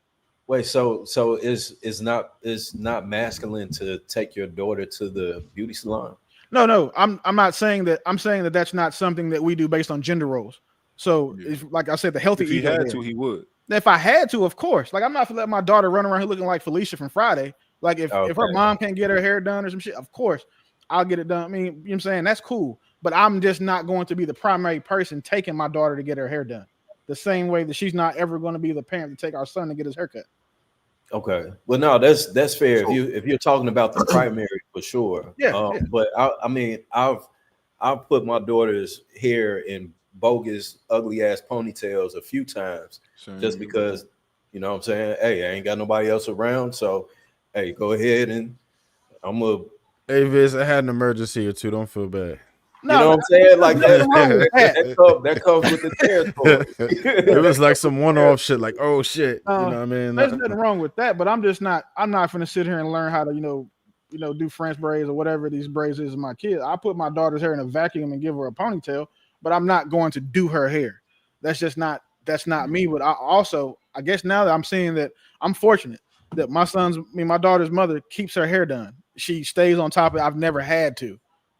I'll get a Cash App, an Apple Pay request for whatever it costs sometimes, send it and she gets it done. But I didn't know. I don't know very many men that had daughters by themselves. So I can't say that I've seen many guys who are just having to be the primary person to take care of their daughter's stuff. Like I would hope that when my daughter's older, I'm not the one taking her to the gynecologist. But if I have to, I will. Like that's if she makes the appointment and her mom can't take her, I'm not going to reschedule the appointment until her mom can go. That's dumb. but I would hope that her mother would always be the primary person to want to do that type of shit. Yeah. And I think it sounds like I want ego. to go back to this masculine thing y'all was talking about. Because I'm still trying to figure this out. You leave your kids, but you sacrifice them, but you're not with this woman. How is she controlling you, and you not even with her, telling you how to take care of your son or your child, period, or discipline your child? How does that happen? I could tell you some together, weird. We're not in the same relationship. I mean, we're no longer in a relationship. We're not in the same household. How is she? Trev about to break it down for you. You sacrifice your masculinity if that's what she's doing to you, and you allowing that to happen. Right. So Hank, I can tell you this. It gets weird, right? So I'm in the communist state of New Jersey, right, which is also really shitty when it comes to family court and men are concerned. And I know several men, and I've seen the court documents, all types of goofy shit. So they will enforce everything. You will be, I don't know if most people know, but child support is basically you're on like probation. Like you do see a probation officer. It's enforced like that by law enforcement. Now, if a woman decides that she's just not going to allow you to see your children, it is not enforced in the same manner. I'm just telling you about Jersey. It probably is better in other states, but they are really woman leaning over here. So just imagine that you as a man are no longer allowed to see your child, right? Your daughter, your son, whatever. And then the mother has complete influence over that child. You can't do anything about it. You have request court. She just don't show up. Don't shit happen. I've watched it. I've seen it. I couldn't believe it. I'm like, this shit sounds stupid. That's impossible. All you got to do is take it to court. Ain't no way that could go down. The shit goes down in Jersey like that. It's that trash. In some cases, I've seen it happen. Depending on what type of judge you get, it happens, and it's that bad. So when men understand that this is the way the judicial system works, and and all of us as men usually complain about how bad family court is towards men, which it is in a lot of cases, and particularly I know in Jersey is fucked up. So I'm saying that this is the kind of thing that I was talking about when I say women have the leverage. It's a shame. It shouldn't go like that, but it does sometimes. So when you have the one option of understanding that your child is now going to be raised completely by a bitter ass, hateful ass, psychotic woman, that's the alternative that you're faced with. And you're like, okay, or I could probably play it cool and make sure that at least my seed is straight.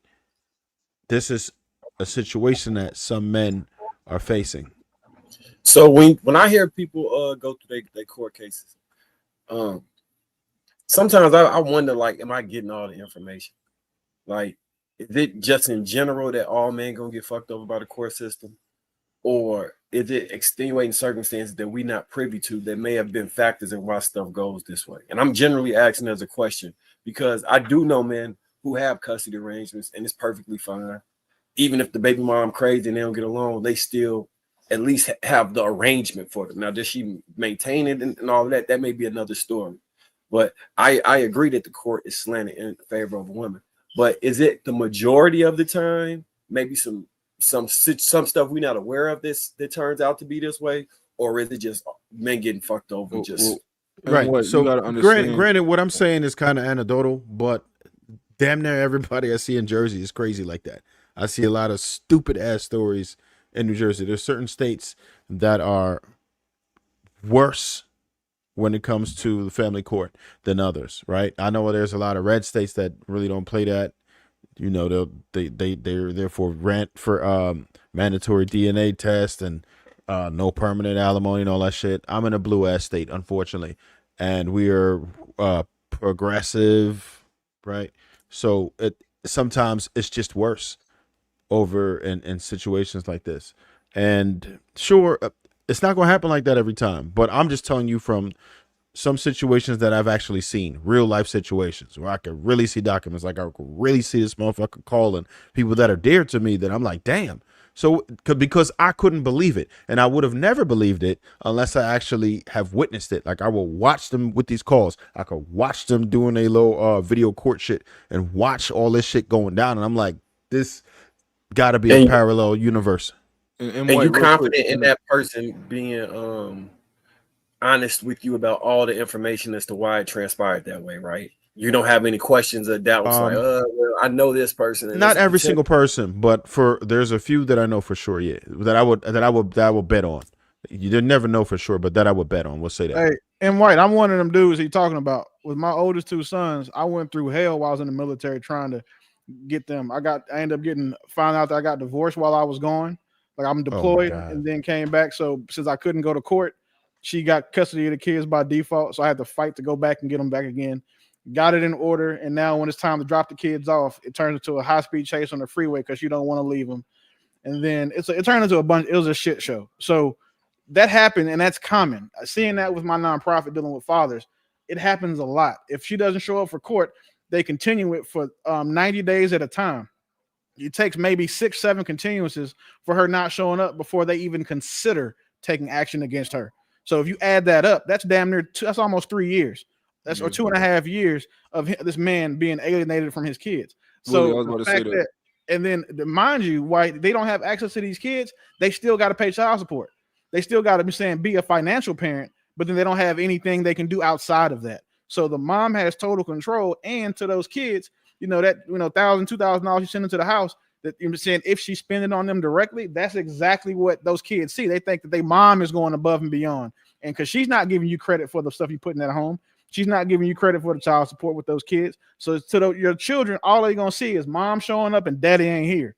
So that I think that's probably why I would never just leave my kids with a mom to figure the shit out when we're 18, because that's 18 years of your daddy ain't shit programming that I got to compete with.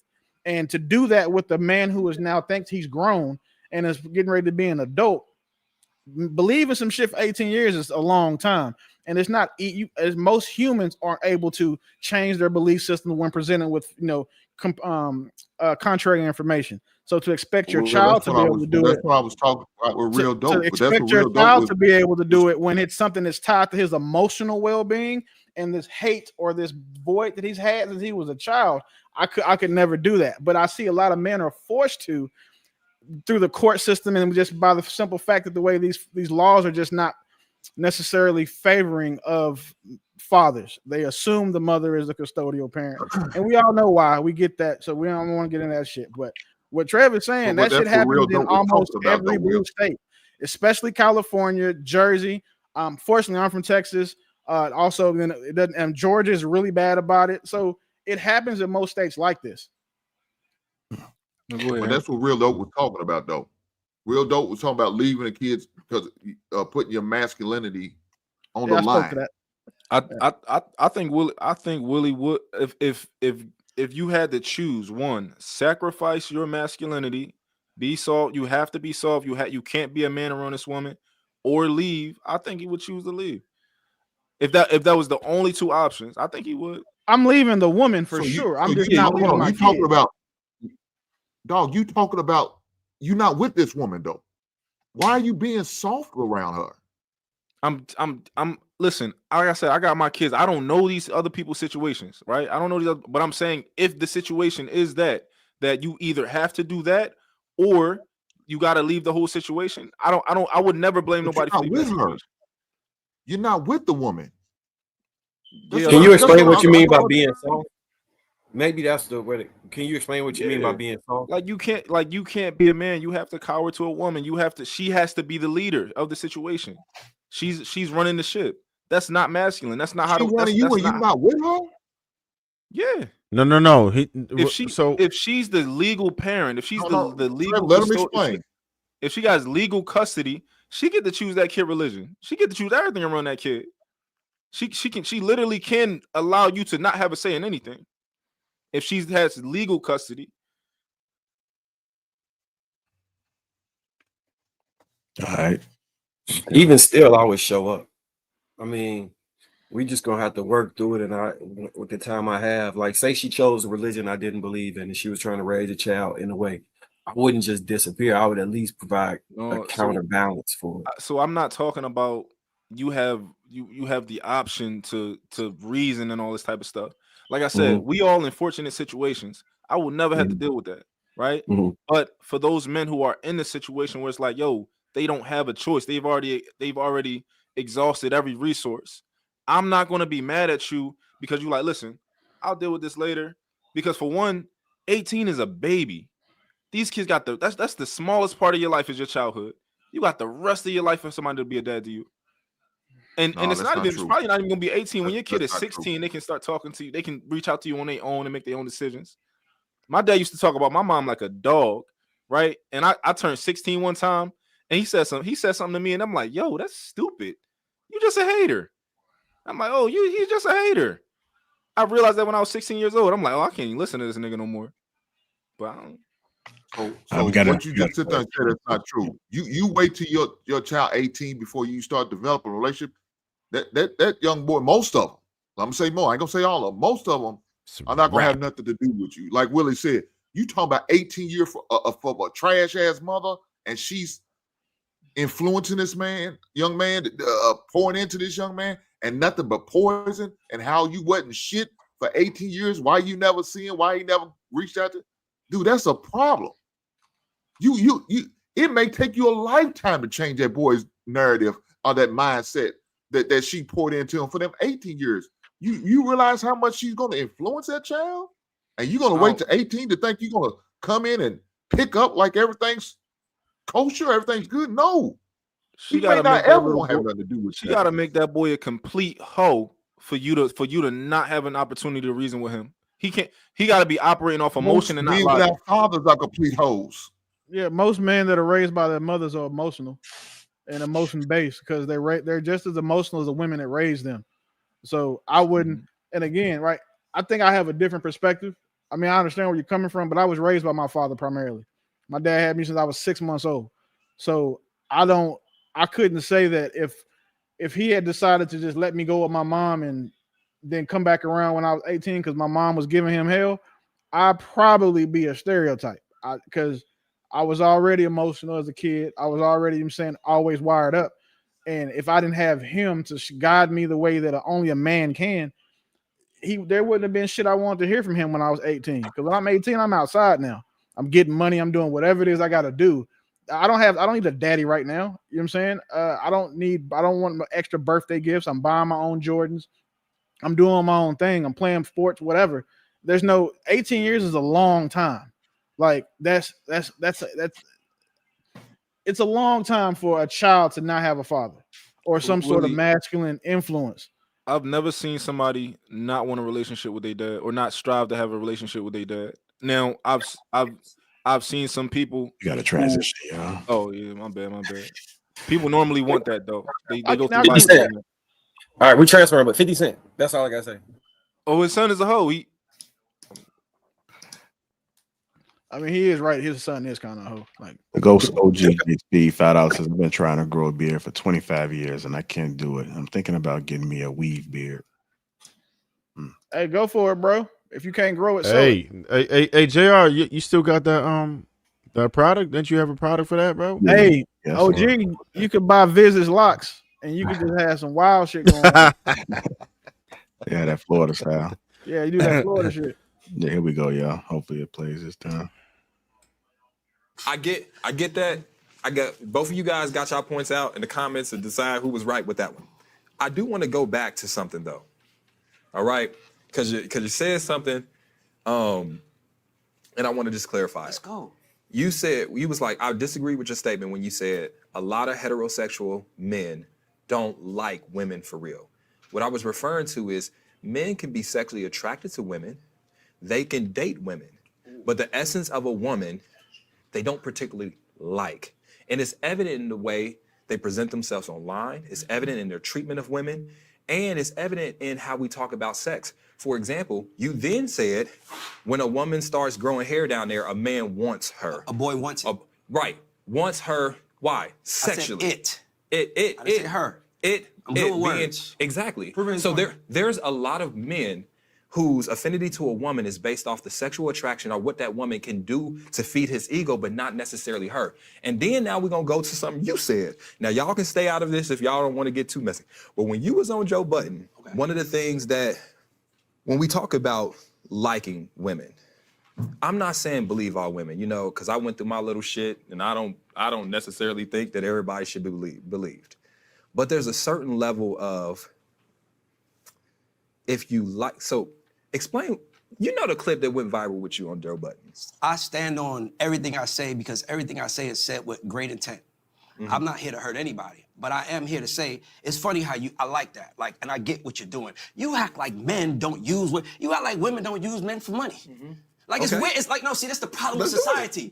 Because here's the thing. We cast men as the bad characters, and at the times, I am a bad character. I'm not gonna act like I haven't been to the bad character in somebody's story. I'm not saying that I have been, but there have been bad characters in my story too. And my thing is that as a man, when things go bad, I just move on. Like, I don't think a man should sit around and gossip with Jay Hill about how my ex-girlfriend hurt me. Yeah. I wouldn't feel like a man if I did that. I don't think men should do that. I think men need to go out there and make things happen. That's what I do for a living. But what I do feel is that I think that women don't like men because women want more. Women want more. Like, it's funny. I did this guy named Jesse Lee Peterson's show. You know who Jesse Lee Peterson is? He's a black guy that don't like black people. Weird as hell. I love Jesse, by the way. I did his show. And he breaks down how women worship the devil and men worship God.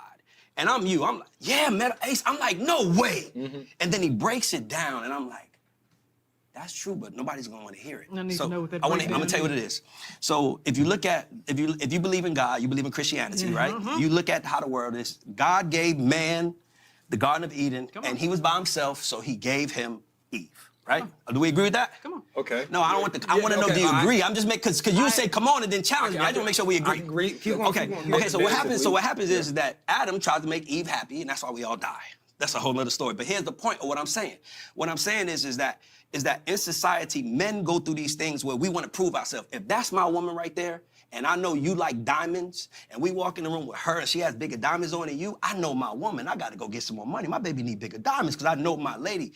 I understand my role is to make her happy and do everything I have to do for her. And don't get me wrong, we have problems with each other and everything, but like, we just have in society, and I'm gonna be honest with you, I'm gonna call you out, Ace. Guys like you. No, go ahead. Lead this charge of like, women are perfect, women do everything right, and men are shitting on them. Let's be clear. I've been trying to fuck, but I didn't realize how many women was trying to get money from me.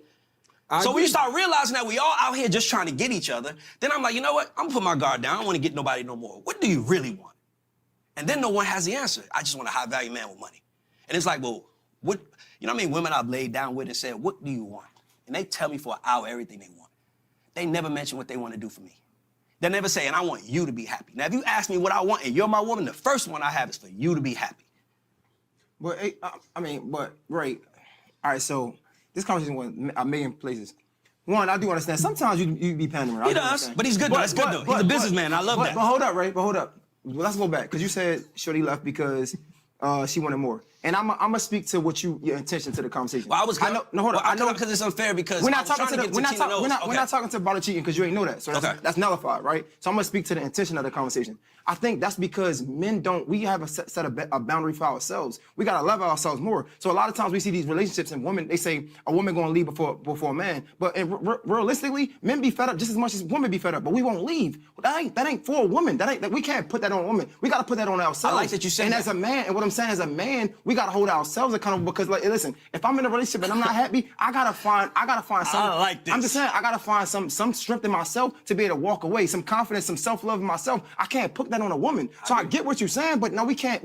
I don't think it's fair to argue that for women. I think that's a man thing. I don't think that's a woman thing. If she leave, if a woman decides she wants more, she leave, good for her. We need to clap for that woman. A man, we need to teach men how to see the flags so they can leave when they think they want more. That's what we gotta do. I think we need to teach men how to pick the right women who's there for them and not for what they promise. That's in the beginning.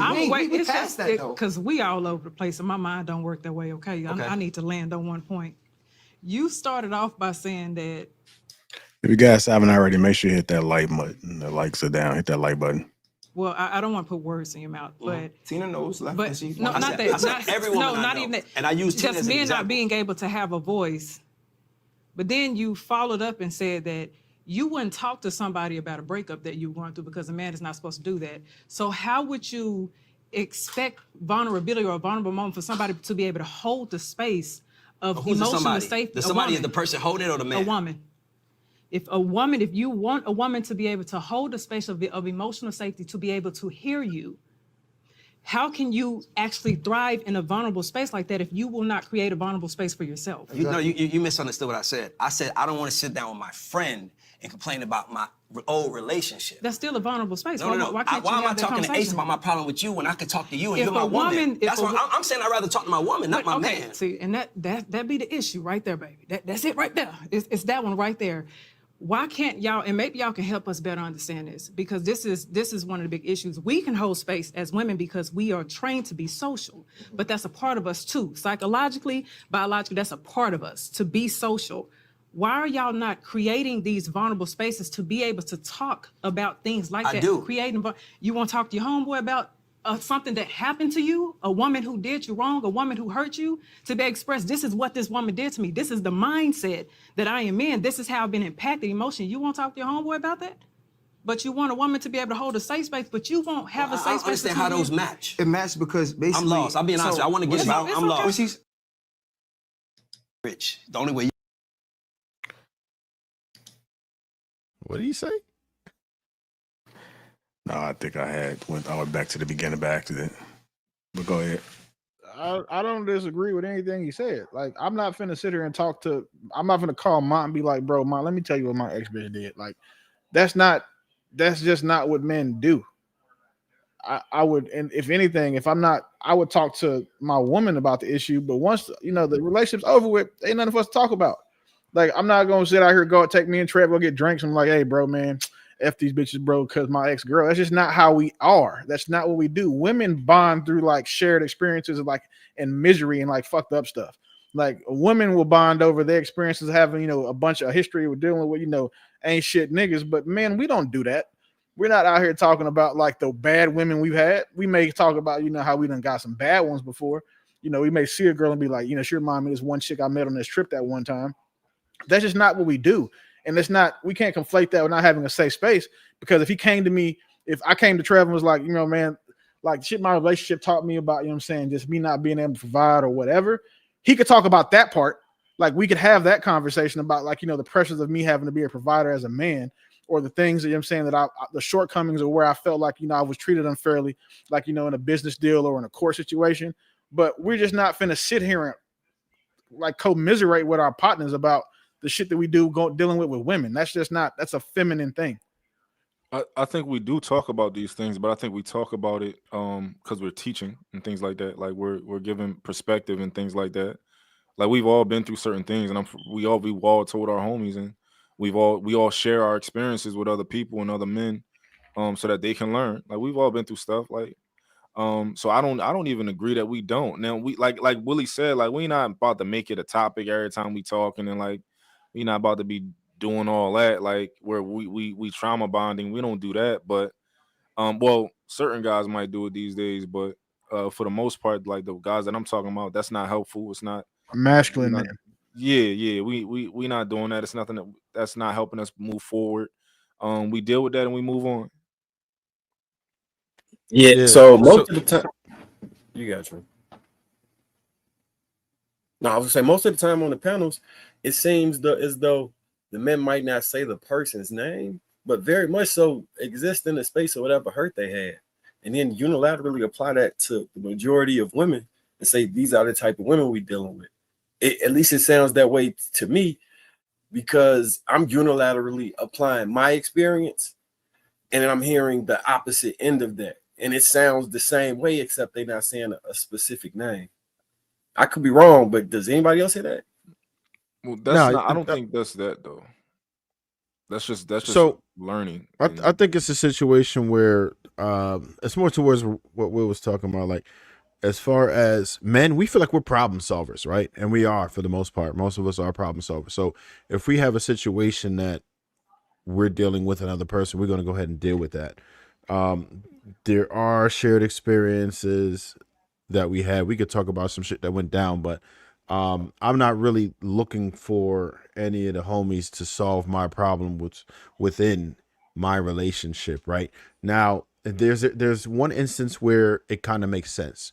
If you like a big bro or the OG, then yes, because I certainly have helped people who were younger, right, who we might have that type of bond with. But if you're on the same level, if he a man, he already got feet on the ground, like it's likely not going to happen unless you an OG. If you an OG, because I've definitely helped some people with certain situations, and I'm sure most of the men in the panel have too. But you have to have that type of status. If you're not viewed as like Unc or some shit or OG, like it's cats is not really coming to you to be like, hey, look, what should I do with this? We figure it out. We have to as men. There's really not much grace given. So the way we've been wired is to figure shit out because there's no grace given. Nobody really gives a fuck about men's problems per se. So we kind of figure shit out on our own.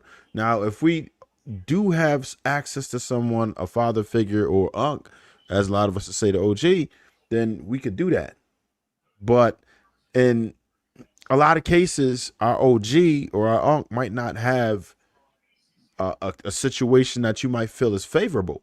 So can you even turn to bro if that's not his situation? If he's struggling on his own, do you really even want to go to him, or you just figure it out on your own?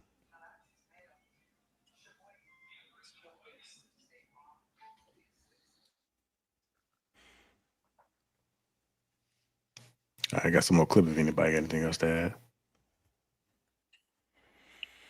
All right. No. Go. What's he saying? Like creating safe spaces, right? And like I've heard men say, we don't have a safe space, and I challenge that because we do. We just got to create it ourselves. Fellowship. So basically, so what she's saying is like, because you say, yeah, I won't sit up here and talk to Jay Hill about my problems because that's what girls do, and that's not true. I said my breakup. See, this I'm very specific. But even that, let me tell you why I don't want to talk about a breakup, because that's the past. Okay. I don't want to talk about the past. But it impacted you. No. Keep going. It's like every day. Keep going. You won't talk about the past. I don't want to talk about the past. I want to talk about what I got to go forward. So me sitting around with you complaining about her, she's gone, that's a waste of energy to me as a man. And as a friend, let me talk to you though. As a friend, we got to talk about what the things that went wrong so it won't go wrong again. Why can't we talk about what we want to do going forward? Because you got to be able to learn from your mistakes. I can learn from my mistakes, but why am I sitting around complaining about it? Listen, hear me. Look at me. It's not a complaint. As a man, what I'm telling you, like, bro, it's okay to sit down and be like, yo, this hurt my feelings. And this is where I went wrong. This is where it shouldn't have went wrong. So you don't have to make the same mistake, because without those conversations, you're going to continue to be in the same cycle. It's going to be like a hamster wheel. Not me. I won't. Once I recognize something, let me tell you, I'm a Virgo, bro. Once I spot some bullshit, I'm done. You can't fool me. Like, once I know who you are, I'm done. I will cut you off in a heartbeat. I don't give a damn who you Trying to say something, boy? Yeah, he absolute. So you said I'm a Virgo. I'm a Virgo, so I cut things off before it become an issue. Yet you just said earlier that the women in your life was waiting for you to die, and you keep running into the consistent same type of issues. Like, I think this might be an example of being in your ego to the point where you have an ideology about who you are as a man, which I respect, because we all have personas or egos or whatever it is that we identify and we make as our marker on this in this world. But I think his marker is hiding all the things he's doing wrong, and then he resting on, well, I just don't talk about it because I'm a man. But you may need to talk about it, because it was clear things like the leading with the money example that me and Trev was pointing out in the beginning, that may be the sole reason why you having these experiences with women, but you refuse to even engage in that conversation because it seemed like complaining. But then in the same note, unilaterally apply whatever issue you had with this group of women to most women. I don't know. It's like cognitive dissonance, like a weird thing going on. Hey, I just want to point out that a man referencing his zodiac as to why he does something or to say about his character is the most feminine shit ever. I think it's stupid when women do it, but I concur. For a guy to do that and cite that in an argument when he's already talking to a kind of feminine guy, and then two not necessarily feminine women, I feel like he just put himself on their level. Like now it's like it was all masculine at first, and now it's like some feminine shit going on. Like they're pulling him over to his side because I lose all respect for anybody once they blame some shit on when their parents had sex. Like that's crazy to me. And as a Virgo, I resent that. I don't think I've ever stated that. I don't think I've ever stated that before making a point in my life. Let me ask y'all this: what part of so in the interaction between him and the other guy sitting in front of him, was that the guy you were saying was kind of feminine? Yeah. Or you talking about Ace? What was he No, doing? well, Ace, we know Ace is feminine, but we not talking about the person. Bro has some very feminine. He has some very just his content also is somewhat. Keep it off the content. That's on what he, because I never seen him before. All right. So well, his argument where he said that when a woman leaves because she wants better, we should clap for that. That's super feminine. Because again, we talk about women leaving marriages. If a woman is willing to blow up her marriage, you know what I'm saying, her vow to God, her family, and to that man, just because she feels like she deserves better, instead of talking to her husband and trying to get it from him, or what, till death do us part. I don't think that we need to champion that. I don't think that we need to champion women, I'm saying, trying to arbitrarily feeling like, okay, well, I see somebody getting better. I feel like I deserve that. My husband can't give it to me. I should go get this somewhere else because they just arbitrarily say they deserve things. Because the only time you deserve something when you've done the work to get it. Like no man can say I deserve to have bad bitches or I deserve to make this much money when they haven't been to the gym and done the thing that bad bitches like. Man, I deserve bad bitches. I'm sorry, they don't have the skills to go make that type of money. So I'm saying, like, but women get away with just saying they deserve shit because they're women, and that's delusional. So I took that a completely different way. When he said that we should apply her, I agree with him, but I wasn't using marriage as the thing I was agreeing with. So adding in the marriage context changes things.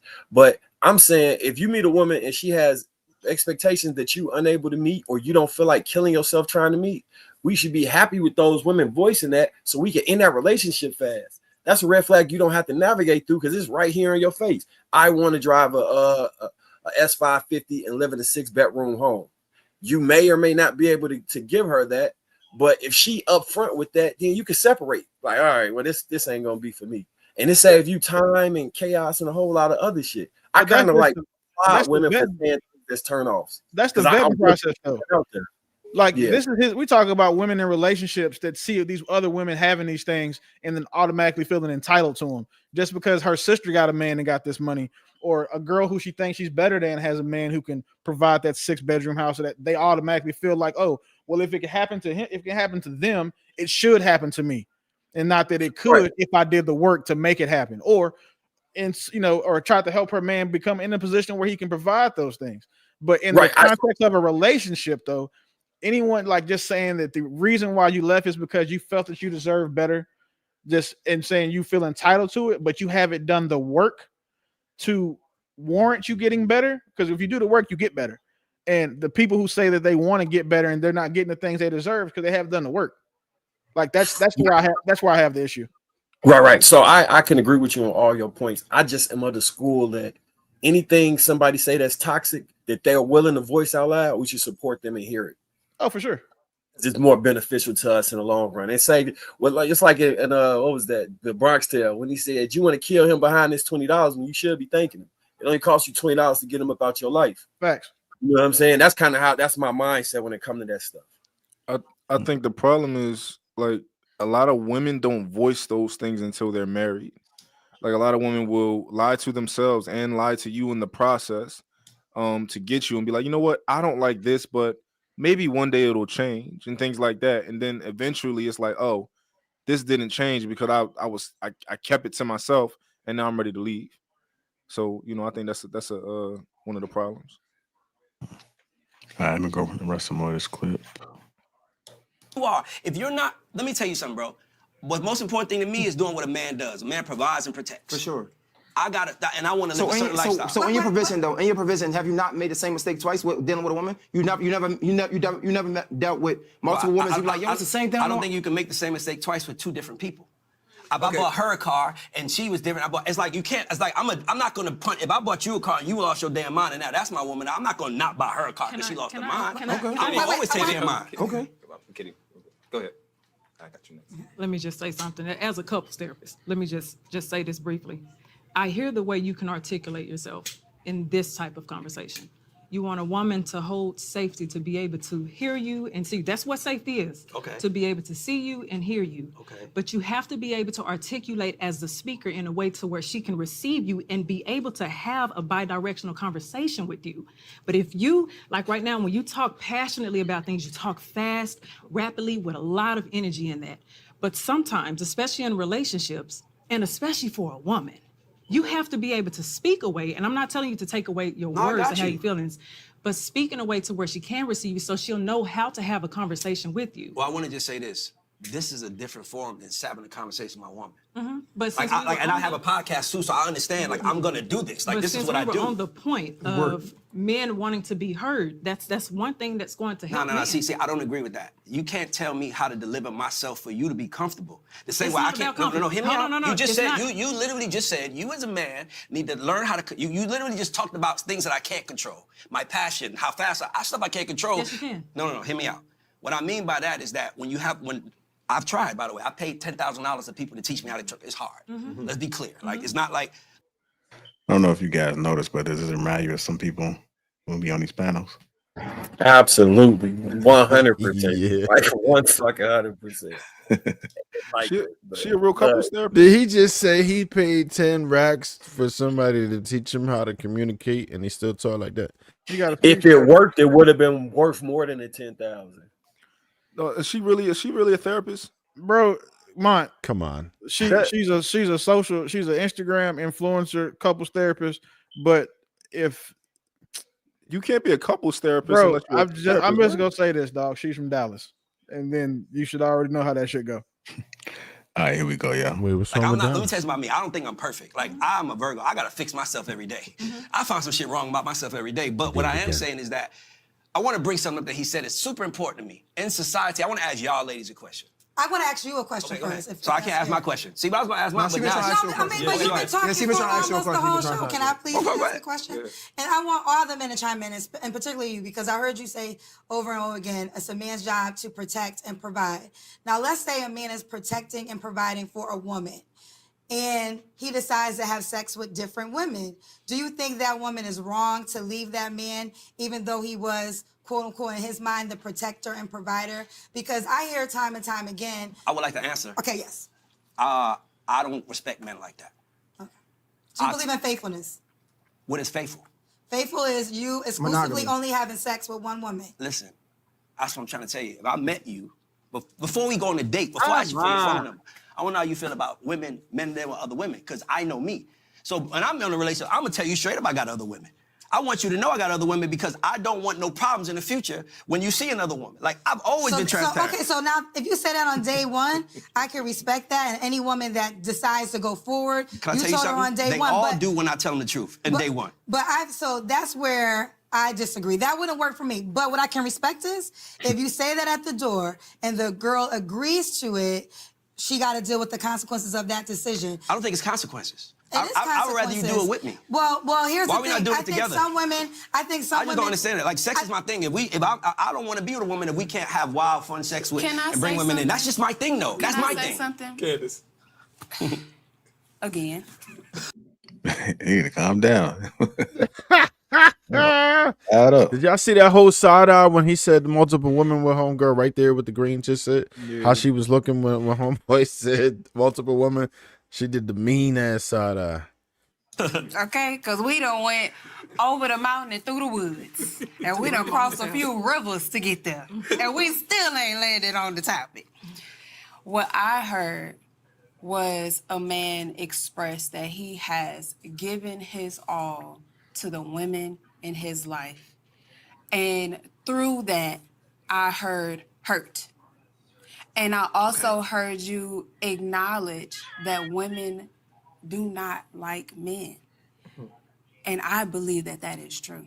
Yeah, me too. Of all the clients that I have, it is a large percentage of women who do not like men, to the point I've started doing research to find out if it is an innate hate, if it is something that breeds within them. I do believe that you may have the ability to be a talker and a fast talker, but I also feel like a lot of energy is put on you right now. So that can feel like an attack, but your point is valid. because I've heard women say things that they have disdain for men, that they hate men. They're bringing up things that was never done to them, that was done in history in general.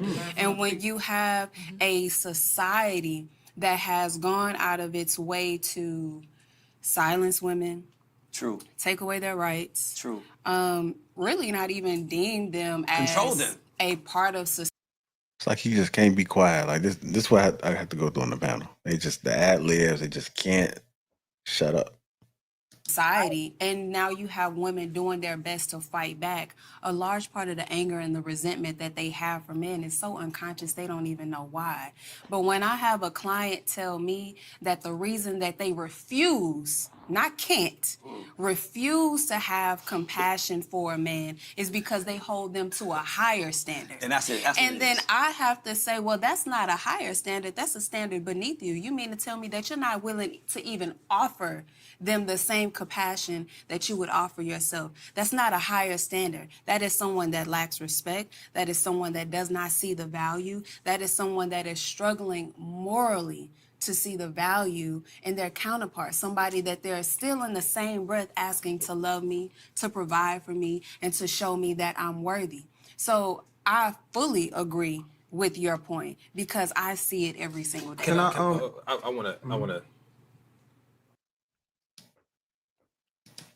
I just got one more small part after that, but what are you guys thinking so far? I think I've already, once he said the Virgo thing, I kind of brought things full circle for me. Into like kind of why That was the second time too. He's tripping.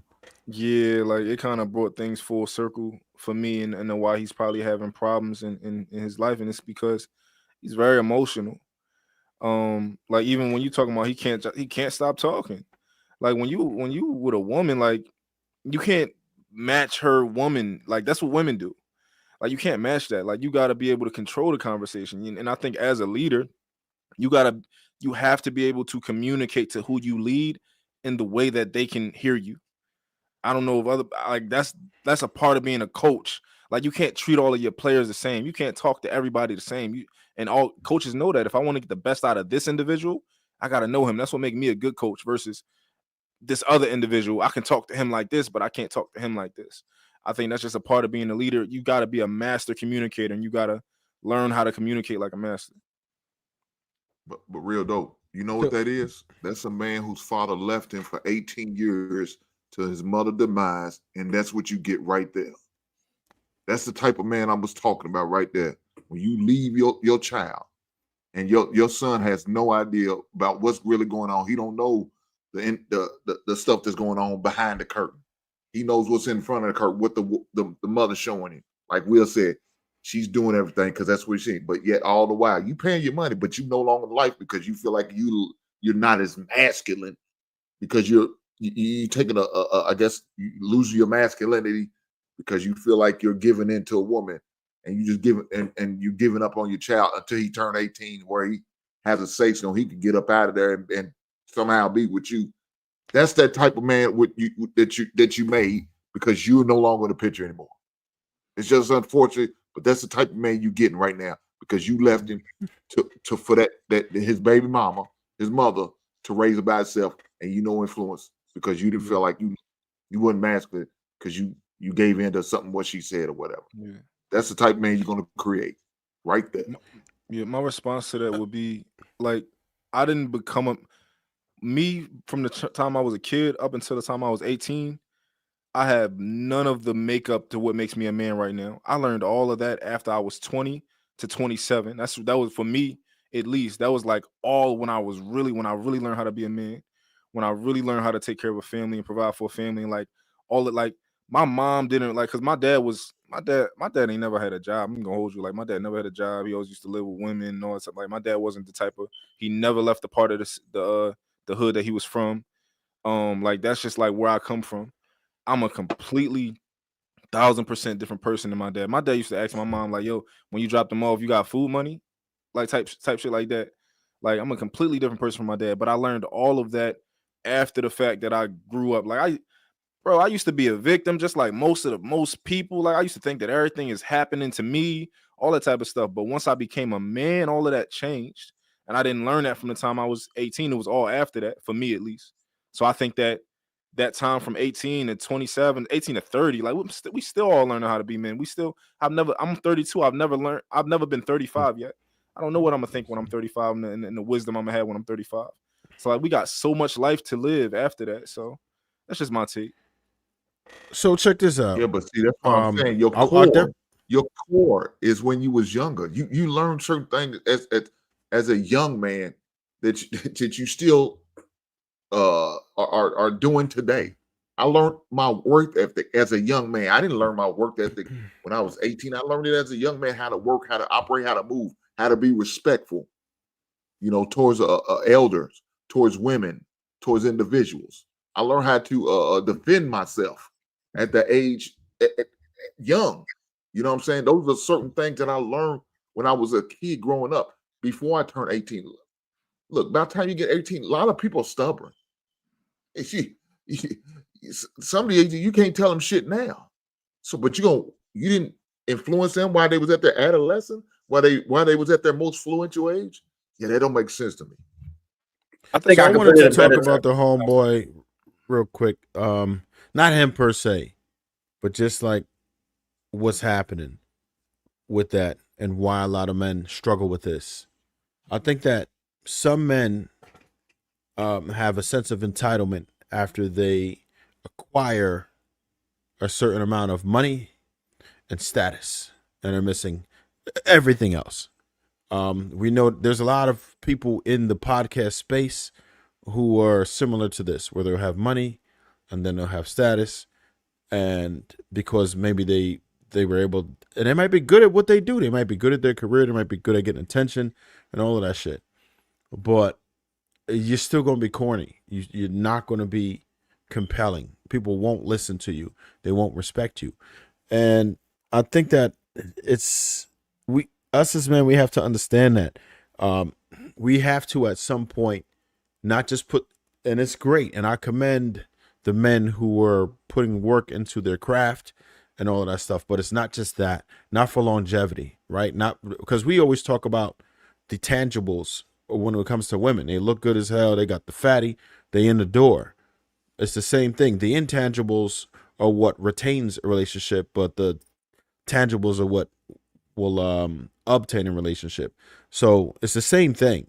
Her having a body, her having a cute face and whatever, that's what'll get you there. But her being feminine, her actually knowing how to treat a man and all that, those are the intangibles that will maintain a relationship versus obtaining a relationship. And the men is the same thing. You can attract the women with the car, you can attract the women by having status, you can attract the women by having muscles, whatever. But they're going to test you at some point. At some point, these women are going to shit test you. And when you start to fail those tests, you're going to repel women.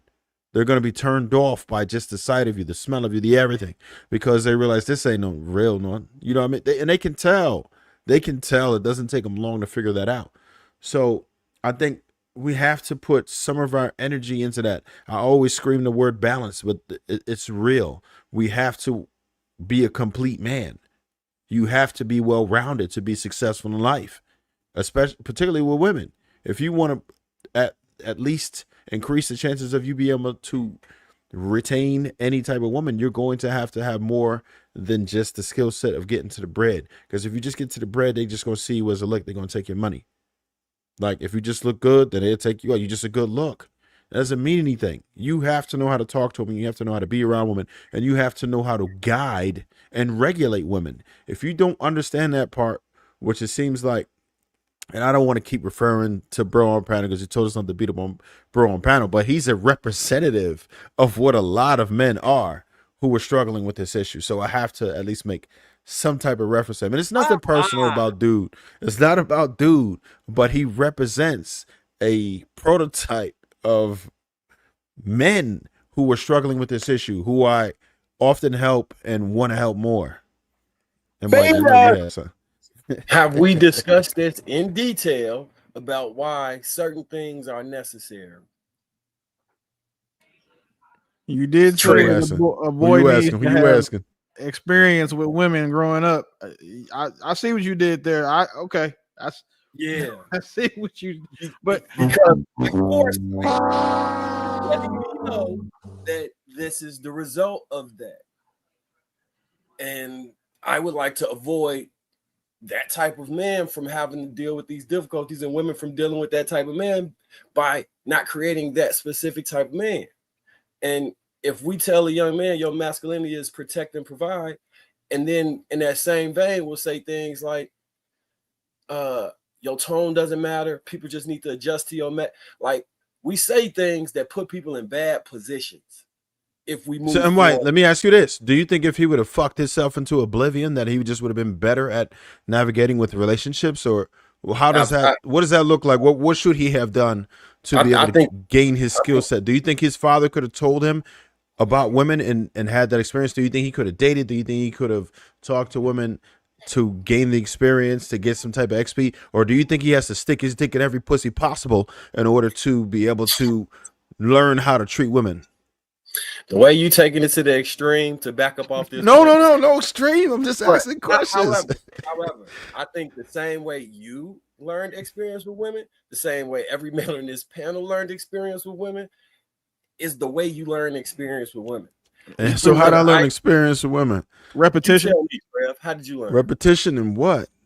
Dating, smashing, like what repetition is how you learn anything for the most part. Right. Okay. No. So let's get to it then, because this has been an issue for weeks now. Let's get to it. What are we doing? At what point do you feel like there's some sort of an accomplishment? What point do you have to take it to? Do you have to like you find a woman you want? Right. No. But what I'm saying, what do we have to do to gain the XP? Because we're talking about dealing with several women, repetition. Dealing with women is how you learn how to deal with women. Right. No, I get it. No, I'm with the shits. So, and I agree with dating. I agree with familiarizing yourself with women. I agree with befriending women. And I'll keep it G. Most of the game that I got was from women who I had no vested interest in. Women, you know who I got most of my game and really know how to really pound any woman I wanted to was because I was able to just talk to women. Right. And understand women who I wasn't dealing with. Right. So what I'm saying is, what point do we take it to? Do we have to have dick and pussy in order to make that accomplishment? Where is it that it stops? What do we need to do? What's the threshold? You need to have dick and pussy to become efficient at putting your dick in a vagina. It's repetition. So if we're talking about sex, that's where you got to go. If it's talking about how to please a woman, you have to learn that by pleasing women. Understand you have to talk to those women to please them. Understand you have to get to know them at a more than physical level to do so. To learn how to be an imposing man, you have to go to the gym. Certain genetic thing you have to do, the way you carry yourself, the way you act. All of these things are learned behavior, which you get from repetition. So the NY's point, he was spot on when he said it.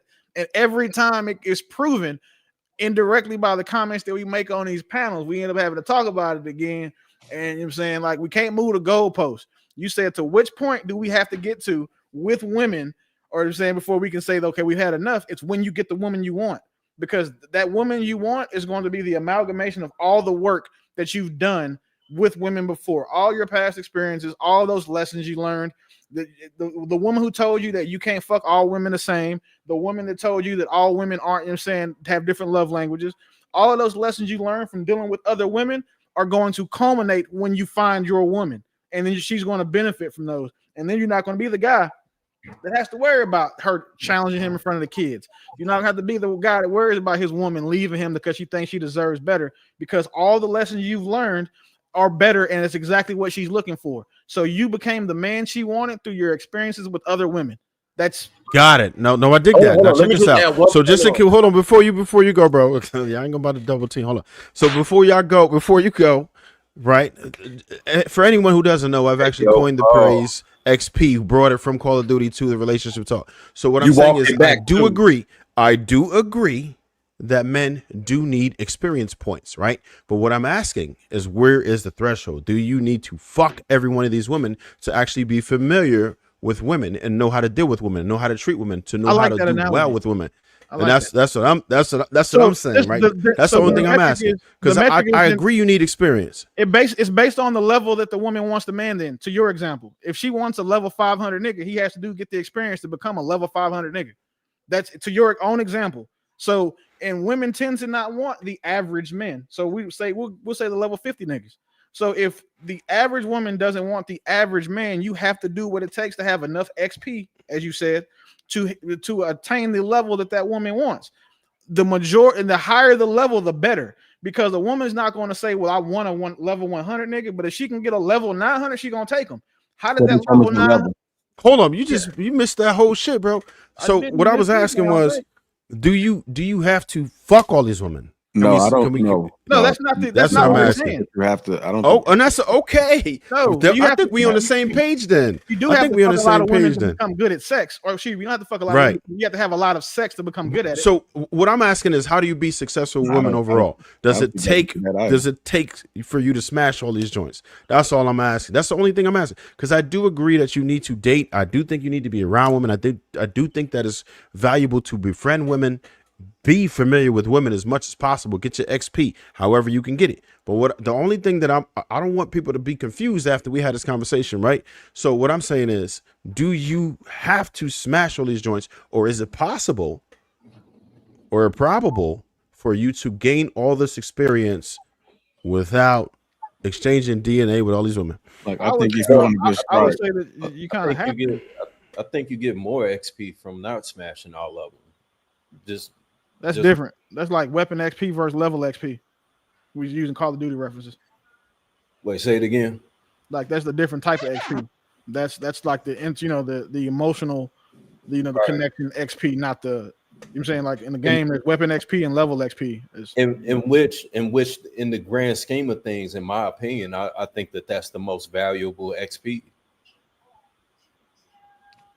For women? Or for men? I mean, it's from a woman's point of view or from a man's point of view? I would say both. I mean, you will be able to get what you want out of that woman, and you'll be able to give her what it is that she wants. I mean, it's easy to give it. It's easy to give somebody sex, right? I mean, eventually you'll figure out. So I got two questions for y'all. I got two. When y'all all when the smoke clears, I got two questions for y'all. Yeah. Can I get a gift? Oh, I'm sorry, Jan. Yeah, I was gonna say for Biz, when you say that, what they're gonna say is that not every man has that opportunity. Is what they're gonna say. So that's not where I was fixing to go, but he got a point. Yeah, but I mean that's fair. But wait. So go ahead. I understand what you're saying. And what I had to really listen, because I would hear people on the panel say this, that's not every man. A lot of men struggle. I didn't realize how many men struggle to actually get to these points, because for us, and you probably in the same situation as me, that you didn't have to do that much struggle. Now, for me, and I'm just speaking about my experience, I was in grade school, I was in elementary school. I would talk to a lot of women. And I would be on the phone all the time with a bunch of women, like 3-way, 2 women at a time. I just was talking to women all night long. I was on a party line talking to random women all the time. And so I was comfortable with speaking with women. So whenever I was around women, I already knew what to do. But to Willie's points, I do think some things come with experience. For me, when I started having sex, it wasn't hard. You just moved with how it feel good. And then if you just got it like that, you just got it like that, and you just move like that. So I don't think it's too difficult to achieve that at a younger age. Now, when you get older, I do think there's levels to it a little bit more, right? And I do think the expectations and some women may be difficult, but I don't think every man has to have a lot of bodies to be able to perform well. Got it. So I got two. Marcus, I know you wanted to go. I'm gonna let you rock, but I gotta get these two questions answered by both of y'all. But just go ahead, and then I gotta ask both of y'all these two questions. Go ahead. So my point that I just wanted to tie on the Willie point, and it's a question for JR. The thing that drove you to want to talk to these women on the party line, the thing that drove you to get over the fear of hollering at women and be ambitious, the thing that drove you to spend your money to go on these dates was what? Well, yeah, I mean, of course, it was the merch, but I mean, so that's my whole point. Look, no, I got a different point. So this is what I wanted to ask y'all. I wanted to ask y'all these two questions because we all agree on the XP, right? We do need experience points. We get it, right? But no, we're talking about the sex things. So I know there was an argument made to say that you got to get good at sex. I wanted to know, just pause, wait a minute, pause. Was it extremely difficult for you guys to learn to fuck? Did it take you numerous times, or were you pretty good at it after like your first 1 or 2 tries? Or did you struggle with that? Let me make sure you frame this correctly. When did y'all become a master? My argument wasn't necessarily you need to be great at sex. No, I'm just asking a question. I'm going somewhere with this. Can I just get the point out? I was going to say. Go ahead. Look, the reason why I was saying this is so sex doesn't overly play a role, so you're able to attach and detach, so you're able to separate and come together. So sex isn't a controlling factor on a horny man's life, so he can have clarity that he would not have pre-getting sex or those things. I'm saying it's necessary so they wouldn't get taken advantage of in all these other scenarios. So the shit we run into where the man is saying she only want me for my money, sex is the thing that's keeping him coming back to her, getting used, because he still wants access to use that sex, so he can't put things in a proper perspective. So are you saying that you were whipped the first couple times that you tried sex and you didn't know what to do with that, or what? I was not whipped, but most men will be. Oh, so you're just the exception. Got it. So, what I think he's saying is that a lot of shit that if you do have experience, then you're able to separate it, right? So yeah, but he's saying he didn't even need that. And White says he didn't need that. He said he was grand from the first 1 or 2 situations. Menage, bro. Like, got it. How about you, Willie? Were you also the exception? Were you whipped after your first 1 or 2, or you was cool after your first experience? No, I started fucking when I was 9. So no, I wasn't. Were you whipped at 9, or were you cool? No, I thought I was cool because I was getting pussy and my friends weren't. So you would agree that it didn't take pussy absolutely for you to actually. So you weren't whipped. So you didn't need a bunch of experiences to get your XP. Wait, is the difference? Are we talking about being good at sex? When I was 9, I was not good at sex. I knew where to put my. No. This was the second question, because I think nobody contested when I said it doesn't take a lot of experiences to get good at fucking, right? So we all conceded to that fact. We didn't concede to that. Maybe not at 9 years old, because that's wild to say that.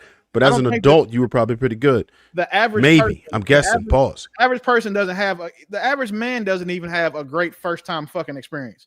Like the shit that M. White just said, that is a 0.0001%. Yeah, no, I didn't have a menage. I had a fat bitch. That was my experience. But we'll keep it going though. And salute to you, G. Cool. I love that for you. But the average person, they having sex. It's over with quickly. So it takes a while for someone to learn how to abstain from ejaculate from prematurely. I ejaculated prematurely. It takes a long. I guarantee you, nobody ate vagina for the first time and was amazing at it. And if you were, you're just the exception. But the majority of us had to learn. I had to be taught by a lesbian how to do it. Like I had a coach. It's basically you're saying in high school. But I wasn't good at that. I wasn't good at that from the start. I didn't know what I was doing. I was licking the wrong part. We're just gonna gloss over that shit that you just wait. What does that even look? I don't even want to derail this shit. But what the fuck does that look like, bro? God damn it! Really keep talking. It's a lot coming. The point is, you have to learn how to do this shit. You learn by doing. Like if it's something that you have to do, you learn by doing it. You can't read a book that tell you how to fuck better. It can give you ideas, but what? Hold on. See, you ain't got no Kama Sutra books. So look, you can't, but you won't know you can understand the concept, but you won't know how to do it until you go do it. Prolonging the ejaculation is not. I read a book about basketball and it made me good at basketball. Boy, you wild. I'm joking. I can't. I'm always you. Like you gotta play ball. It's like saying, I was just a natural fighter. You were probably strong. You probably hit somebody hard, knocked them out. Cool. But that's not. We're talking about being a great fighter. It's multifaceted. Just like we're having sex, it's multifaceted. So you may be good at one thing, like say M. White may be good at not busting quick. You may be good at doing cartwheels and jumping into vagina, right? My skill set may be, you know what I'm saying? Yeah, like my skill set may be something different. But like to say that someone is overall great at something just doesn't naturally happen to most people. There are exceptions, obviously. There are certain people who just click and they get it. But on average, I would say the overwhelming majority of men are not good at sex their first, second, third, or 10th time. You get good at sex when you get with someone that you can have sex with a lot. You can learn their body. You learn what pleases them. And then you take all those good lessons you learn into the next relationship. And then you keep building on top of those and building on top of those until you get good. But to just think that the majority of men are going to be good fucking the first time they do it is just disingenuous. Yeah, No. We're not saying the first time, right? But within a couple experiences you can, right? And depending on the level of experience that you first off you had, what I would never advise is for you to be an inexperienced man and then try to wife an experienced woman. That's crazy work. I would never say that. No shit. Right. So what I'm saying is that ideally, right? Just ideally, this is not realistic for our generation. That shit's already gone, right? And it could be going in the wrong direction, but there's a possibility that we turn this around. And if you were going to tell your children to do the right thing, then I would say, okay, wait, you should hold up. You should hold up to your girl, the woman and the man per se, the girl, boy, whatever. If they're both holding up and they are both their first experiences, they can actually grow together with that situation. Just like you grow with your finances together. Most people, like if they get together young, they don't know as much as they know in their 20s when they got together as they will in their 40s and their finances. It's an opportunity to grow together, right? All I'm saying is this is what's ideal. If I'm going to preach something, if I'm going to advise something, I would say you probably need to go with this versus telling them something that it could be effective, but is it the right way to go? Right? It is the right way for you, but is it the right way? Hey, real quick. So how do you know when you're good at sex? Like what is the metric that you use to think like, okay, I'm good at sex? When you start giving bitches a dozen orgasms or better. Cool. When did you start doing that? On your first time? Your 10th time? No, I don't know. It probably took That's why, to the M White's point, that's why you know what? And no, so look, well, first of all, I'm not a dude who's going to say that I did it the right way. I know that I was on some bullshit. First off, I was a man whore. I don't even want to talk about numbers. No right way. I did lots of bullshit. You were a whore. I did lots of bullshit. And I wish that I would have probably got some different advice or some advice at all on how to navigate. I learned everything the hard way. I had no OGs and people to be like, yo, you should do this, you should do that. I had all types of trial and error goofy shit that could have went really bad. Didn't.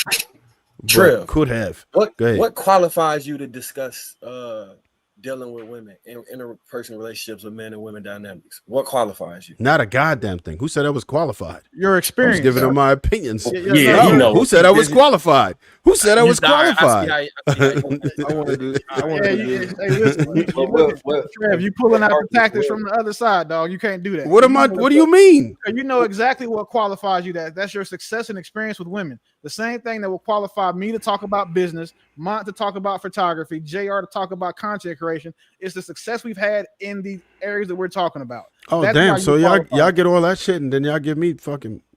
Well, no, the point is I'm talking about things that you're saying we're all subject matter experts on. So for you have the right to talk about that one because you say, I'll give you your power basis. Here you go. So here's your flowers. You're a woman, you're a guy that most women find attractive. You're tall, you're well put together, you're well spoken, you're educated, and you make good money. So you check the boxes of most women. That's what qualifies you to talk about men and relationships with women. JR, he's got 100,000 followers on Instagram. Less than 1% of creators ever touch that number. He could talk about that. Mont has a clothing line and does videos for the majority of people in his city and other folks around the world. So he can talk about photography. You guys have seen what I do in business. Like I help people. You know what my story is. So I can talk about those things. We can all talk about being fathers because we have experience doing those things at a high level. That's what qualifies you. So when you say, well, I'm nothing qualifies, I'm just giving my opinion, you're doing that shit that women do when you get them cornered into a topic and they don't want to give you the right answer. Oh, damn, that's so what they just start doing. trying to run from the About to conversation. compare me to a pretending bitch. like they don't know what we're talking about. You're not a woman, but you did do it. God damn. No, I just said that I'm not. I can't. I'm not the one who will qualify me. If someone else wants to qualify, I'm not in the business of qualifying myself. It's not like I went here and got a degree in fucking dating consult or I'm outside. Any of that shit. I was outside. No, well, listen. I know what Trevor. I said I'm outside. There's a lot of people. I am outside. That's why I said I'm outside. I understand what Trevor's talking about because it's a lot of people who will qualify themselves based on their schooling or their profession, but they really dumbasses. Like, it's a lot of therapists who are bad. It's a lot of lawyers who are bad. It's a lot of lawyers where Willie probably can give a lot better information than some lawyers out there, because it's going to be bad people at everything, but they technically can qualify themselves with their schooling and experience. We can't hear you, Willie. You on mute, Willie? I had a I had a You're probably saying it's a bad faith conversation at this point. So it's like, it ain't, like this is a bad faith conversation. Damn, that's what we doing. It's a bad. Really, We've came to a bad faith conversation. That's a super bad faith argument, and you made, and what cemented us into the bad faith area, like that pulled us down into that abyss, is when he asked you what qualifies you, and you said, "Oh, nothing." Like when you did that, that's what fucked it up for you. Because okay, so you wouldn't agree that that's subjective? No. What qualifies me? Subjective. You don't think that somebody could come here and say, "Who the fuck?" Hell no. What is it that qualifies you? Don't agree it's subjective. And you can tell that, and you yourself don't agree that it's subjective. And this is why you could. The reason why you say I definitely. So I do agree that it's subjective, right? So the reason why you'll say that it's not, and you can tell someone that, yeah, we're not doing that, or saying that, yeah, I am, is because, again, of the success you've had on the subject of what you're talking about. We're talking about women. You've been successful with women for the majority of your life. So hey, don't say that shit too loud. You are in a position to talk about that from that viewpoint of a man who is successful with women and has been for an extended amount of time. A guy who's not done that would be a fool to not at least listen to what you're saying. Not saying he has to go act on every bit of thing that you say, but there is wisdom that you have that he won't have, which is based on your experience. And that's what we're talking about. So when you say that was one person could, yeah, you could have a woman come here and say that you got the most trash dick ever. But if you got another 100 women that are saying that it's not the case, what the fuck is that? That's just that one woman's experience. It doesn't. It's saying that one exception doesn't negate the rule. Let me just get this last part of this clip. It's not long. Pause. I think he was ready. JR, you gotta be quick with that shit, boy. Pause.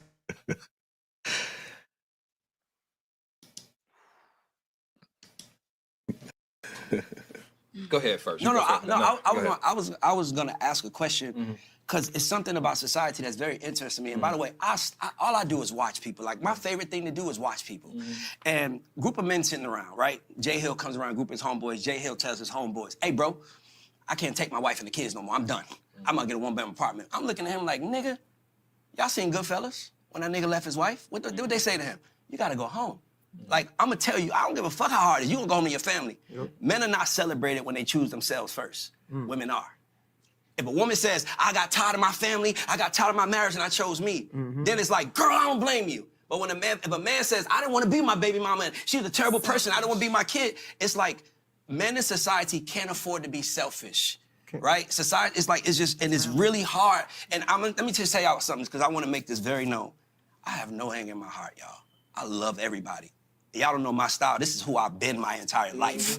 This is how I talk. So it's like, it's like, no, I just love us, and I don't want to see us lose. But what I will say is something that you said that I want to bring up, and I hope you pay attention to this, because I think you're dope as fuck. I know you are, I follow you. But it's something I think is dope. But you say protect and provide. I say a man's job to protect and provide. Immediately you go, what if he cheats? Who the fuck brought up cheating? Well, let me tell you why. No one, you brought it up. So I did bring it up. But hear me out. Let me get to my point. My point is this, is that every time I try to solve the problem, whatever it is, whatever you want, whatever it takes, and it's like, bro, no, I even brought up cheating. Well, hold on, let me talk there. You go, I want to get full yours now. It's important because what's happening is, and like I said earlier, there was a time when you talked about back in the day when we weren't going out to work and Mama was in the house and Big Mama loved her. Granddaddy probably was cheating, but financially she couldn't leave. So, yes. and it wasn't even socially acceptable at that time. So wasn't saying that she was happy. She didn't just dealt with it. She didn't have other choices. So now what's happening is men have been men in that manner. Also, going back to that, there was no social media. So if Granddaddy went downtown, it wasn't on Snapchat and you saw the other woman, you usually found out at the funeral if he had other kids. That's how people would find out. Now, I say that to say, she couldn't leave. Now women are choosing their self-well-being over just having a man. And can I fault her? Now, I don't judge either way. I don't judge a woman who's dealt with infidelity and has decided, like, that's why I brought up Mama T, because in the book she talks about, I didn't read the book. I know you didn't read the book, and that's why I just brought it up, but there was a time she did not leave because she wanted to keep her family intact. And that was important for her, even though her husband was dealing with other women. She chose the family, and a lot of women make that choice sometimes. There is no judgment there.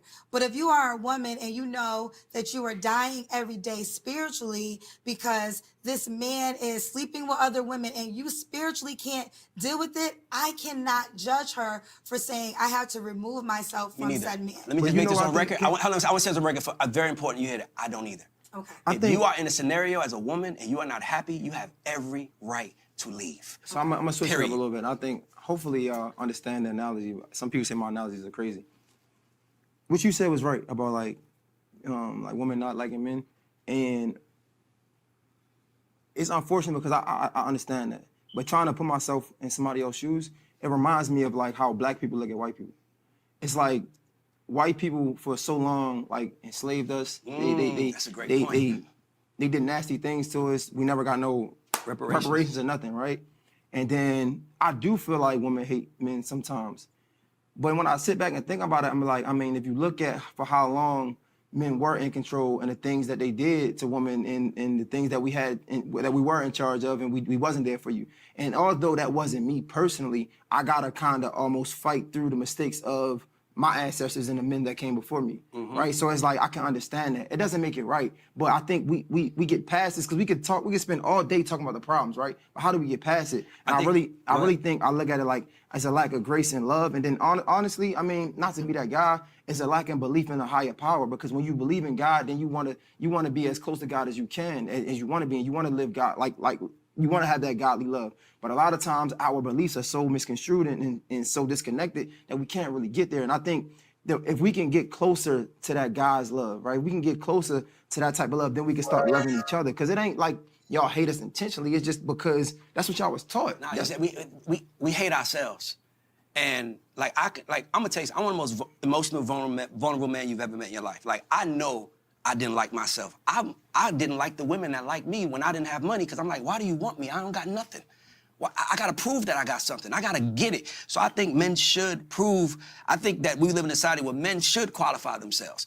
But women, the way women are making men qualify now is ugly to me. Because it's all about money and it's all about what he has and it's not his character. And it's like, for me, it's like, I always say this to women. When I date a woman, I like to ask them this question. I'm like, did your dad cheat? Yeah, my dad cheat. Tell me about your brothers. Oh, they all hoes. Tell me about your cousins. My cousins are the biggest hoes. And then like, but you want me to be faithful. So every man in your life you know cheat, but you want me to be faithful. Now, my point is this. If you can love them through that, if you can love them through that, then you're going to have to learn to love me through that. I watch women in our building, Ace, I see women. I sit in front of my building. I've seen fine-ass women come out their building with a dog, and that dog didn't say nothing. The dog just stopped and took a shit. And those women are waiting for that dog to take a shit with that bag in their hand, and I pick that dog shit up and throw it in there, and the dog don't say thank you or nothing. I said, damn, dogs get you better than black men. That's a different. I can ask you to clean up my shit. But that's a different. So I was learning this. It ain't no different to me. Love is love to me. No, I gotta respond. Love is love to me. I gotta respond. We got a couple more minutes. You gonna pick up the dog shit? You gonna pick up my shit? Okay. A lot of things. Love is love to me, baby. Hey, listen. First of all, I really just enjoy hearing y'all talk. I don't know exactly what we got accomplished, but I'm pretty sure something was entertaining. I guess I lied. That was the one right before the last little part. But go ahead. He's so confused. He said he didn't like the women that liked him because he didn't have no money. He felt he had to go get money to be valuable to women. And then when women said they wanted him to be valuable with money, he's mad about it. That's some of the most confusing logic I've ever heard in my life. And White, it ain't that confusing, bro. You see what happened there, man. What you see what happened there. He didn't say whether he matured or not, and to come to the conclusion that he is at today. Maybe he was immature when he used to feel that way, but now he didn't say whether or not. Well, that's probably why he feels like his family is waiting on him to croak. I mean, that sounds like that speaks to it directly. He may still be insecure with himself. So that's something that he's battling with internally, to where it's like, I don't think that I'm valuable unless I have this money, and even with him having money, he still feels that he's not valuable. So that's an internal struggle that he's dealing with there. But Viz, you know what they go back to? You know what they go back to? That man who left his son for 18 fucking years, who didn't speak positive. We all know men speak positive energy into your sons. We know that. A mother gonna do it because that's what mother do. But when your father gave you your props, gave you your credit, man, you feel like the world. Your chest was out. You felt like you were fucking wearing your underwears outside your pants. You feel like a fucking superhero. That's how you felt. But you know what? Yeah. That man didn't have his father because he left him for 18 fucking years. So only thing he got, what he considered positive love, was a feminine love. And if he didn't do what she said, she gonna tear his ass down every goddamn time. I'm telling you. Real dope. You better not leave him. Well, Hank, I disagree and with let it you. up to your drive for no 18 years about that masculine. That's some bullshit, brother. What I disagree with you is, I don't think he left him for 18 years. I think he left him for his whole life. Like I don't think these fathers come in when he 18 and be like, all right, come on, son, like you going to college. Let me I don't think they do that. I think these guys, like most of those guys who lead their kids, they come back in spurts. They're not trying to come back and be like, yo, you mine. Like they not on that. Like, so if the pattern has already been set. He never should have left. You never should have left. You never should leave your child like that. Why would you do that? And you know the woman that you talking about, she's testing your masculinity. What do you think she's gonna do to him? Especially if that boy looks like you, she's gonna remind him, you ugly motherfucker. I can't stand you, and I couldn't stand your goddamn daddy. He's gonna get all that goddamn business. The other thing is, this is one of my biggest issues with what is it, femme noir or whatever, black feminism. Black men in general was not enslaving black women. To make the comparison to say this is how we look at white people, it's a whole history, and somehow feminism has converted that white women and black women and all women can look at all men and say we did them like how slaves were done. And that's not what happened. The majority of relationships wasn't just men beating women nonstop and she too afraid to leave because of them. That's not what was going on. That shit is crazy how this version of feminism has put that idea to make women hate men. They like, I didn't even have this experience. I don't know this experience. Somebody had this experience, so I hate men. Yep. That's completely different than I got these slave receipts. Look at the whelps and the shit that's on this. Like the fuck is wrong? It's the same. It's the same. Because hell no, bro. That ain't nowhere near the same. Nobody on that stage even experienced being able to have a bank account or not being able to work. Yeah, the thing is, like when it comes to slavery and when it comes to this, we never experienced these things, right? And the difference between me, somebody who doesn't let it hold me back, and somebody who does let it hold them back, is literally their mindset and what they choose to feel, right? I don't never bring up slavery. I don't never, like, I'm always gonna get money. Ain't nobody ever gonna stop me from getting money. Ain't nobody ever gonna stop me from doing nothing. But that's my mindset. It's another person who never experienced slavery who like, no, they hate black people. They hate this. Get white people out your mind. Don't even worry about them. But they're gonna keep worrying about them because it's been passed down. The mindset's been passed down. And I think it's the same thing with the women. A lot of these women ain't experienced certain things, but it's the mindset. It's like, oh, y'all were oppressive back then. Like, I didn't do nothing to you. So yeah, could you imagine you letting that woman who's like that influence your son for 18 plus goddamn years? Look, I know I'm on this thing the whole goddamn time. No, we not. We gonna hash it out. We gonna hash it out. Past that shit. No, we gonna hash it out. I got great. I'm tired. I'm old. And I gotta. There's too much time. I'm tired. No, look. The thing is, right? You got to remember the scenario that I put out there. The scenario that it was a radical scenario of one or the other. Either you lose your masculinity, or you leave the situation. And you got to choose one of those two. Either your son get to see you be a hoe, essentially, get hoed out by the mom, or you leave and you come back and make it right when you can. You got to choose one of those. It's not like I'm not telling you like, yo, to Nah, leave your that kid. ain't real life, bro. So you abandon I your don't know child. people's. Listen, you can't say that. We don't know people's situation. It's not my situation, but we don't know other people's situations. And why That's they leave for and what they go through. For the majority of people, though, I that's can't not real life. imagine losing your You can't masculinity say with a that. woman you're not with. How do you do that? You How do you don't lose your what? masculinity to a woman you're not with? I Oh. can't. I just can't because understand you that. don't have to be with a woman for her to have influence over your life and over the things that you're doing and over the kid's life. If a woman has all the influence over your son, you've lost your masculinity right there. If she has the influence to teach your son how to be a man and you're not the legal guardian, right? You don't have legal custody. She has majority legal custody. It's different than custodial, than the custodial custody.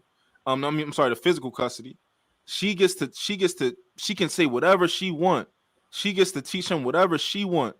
Like, then right there, you already lost your masculinity. You're not being a man. Oh, that doesn't make you you. expect? Okay, so again, how do you expect to change this child that she has all of this control? Like you sit there and say, but come 18, when he turns 18 and he's away from her, also you think you're going to change that? Listen, I'll give you an example. Ain't no goddamn way. It's going to take you a lifetime to change. I got a nephew. He's 16, right? His whole entire life, his dad wasn't really inside of his life, right? It's just his mom. He start acting up. He acting out. He's 16 right now. He done a lot of stuff, stole guns and like tried to sell them out of mom house, all that type of stuff, right? When I just saw my nephew, my sister been trying to get me involved more, but I got 3 kids, so when I just saw him, he just wants to be like me. Whenever he gets the opportunity to be around, like we went. I'm at my uncle's house for his birthday party. Like he like Uncle Mont, like I've been working out. Like he cut up too. He said I just wanted to be like you. I just I thought you were strong. Like I got so much influence and I'm not even there because he just wants a relationship with me, right? And I can every time I talk to him, like whenever I do get a chance to talk to him, I'm like, dang, he don't got no man in his life because the way that he kind of like nobody making sure that you can articulate yourself better, nobody making sure you can do this, and that's just what I'm thinking. But like, it's never going to be too late for a man to get in his life that has influence and to change him and be like he's going to gravitate towards a man again in his life. He already 16. That's just 2 more years before he's 18. So, well, no, that's nothing against you, your nephew, your sister, but ain't nothing like what that man's father is going to be more impressed with than anything you can say to him. His father, his biological father, is gonna speak volumes to him.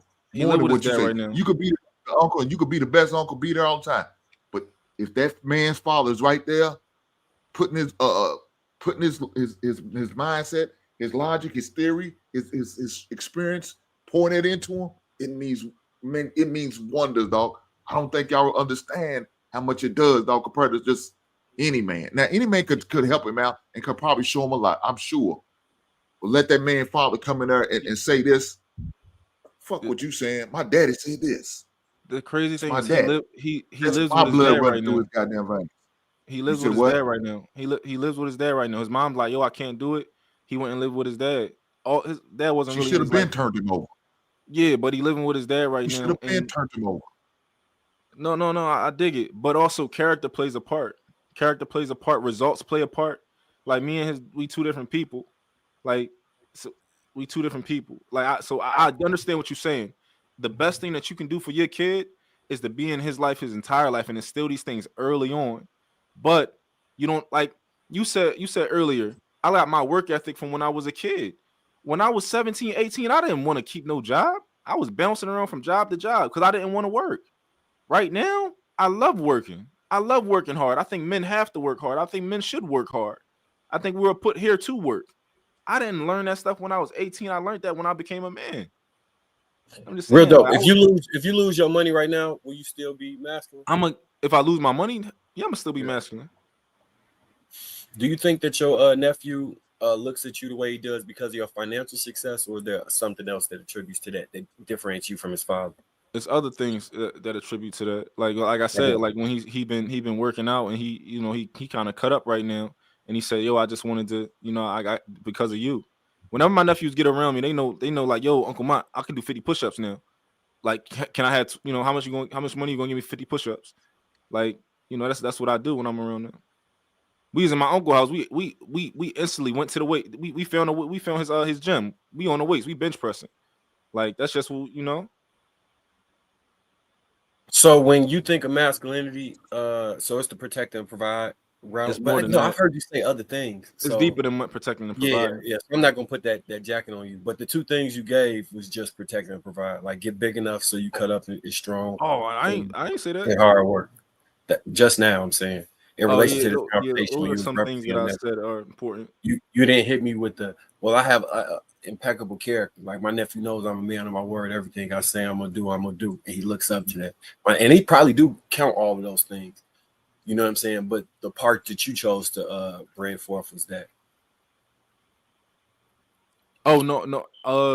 Those are just certain things that I thought were relevant. But I'm pretty sure. Actually, I don't really know what else he sees. Maybe it's just that I don't know why he sees me in the light he sees me in. Honestly, It's probably because of financial success. My financial success is recent. Like it's not like his entire life I've been financially well off. I just was his uncle. I would say that you would probably just if you're the only man that he's around, that on its own is a huge influence. You even if you weren't in a financially stable position, but it still looked like you had something. Or if you came around and you had a wife beater on, and it's like, oh shit, uncle got muscles. Now you gonna want to grow up, you know what I'm saying, to do the same thing. Some of my uncles, they weren't financially set. One of my favorite uncles when growing up, I thought he was the coolest nigga ever because he had a Bobby Brown, you know what I'm saying, cut. The nigga wore leather. He had a motorcycle. The nigga had guns laying around the crib. It was like, man, Uncle Mac cool as fuck. He ain't have his shit together, but you know what I'm saying? That's what I saw. It was what I saw on TV. It's what I saw in movies and music.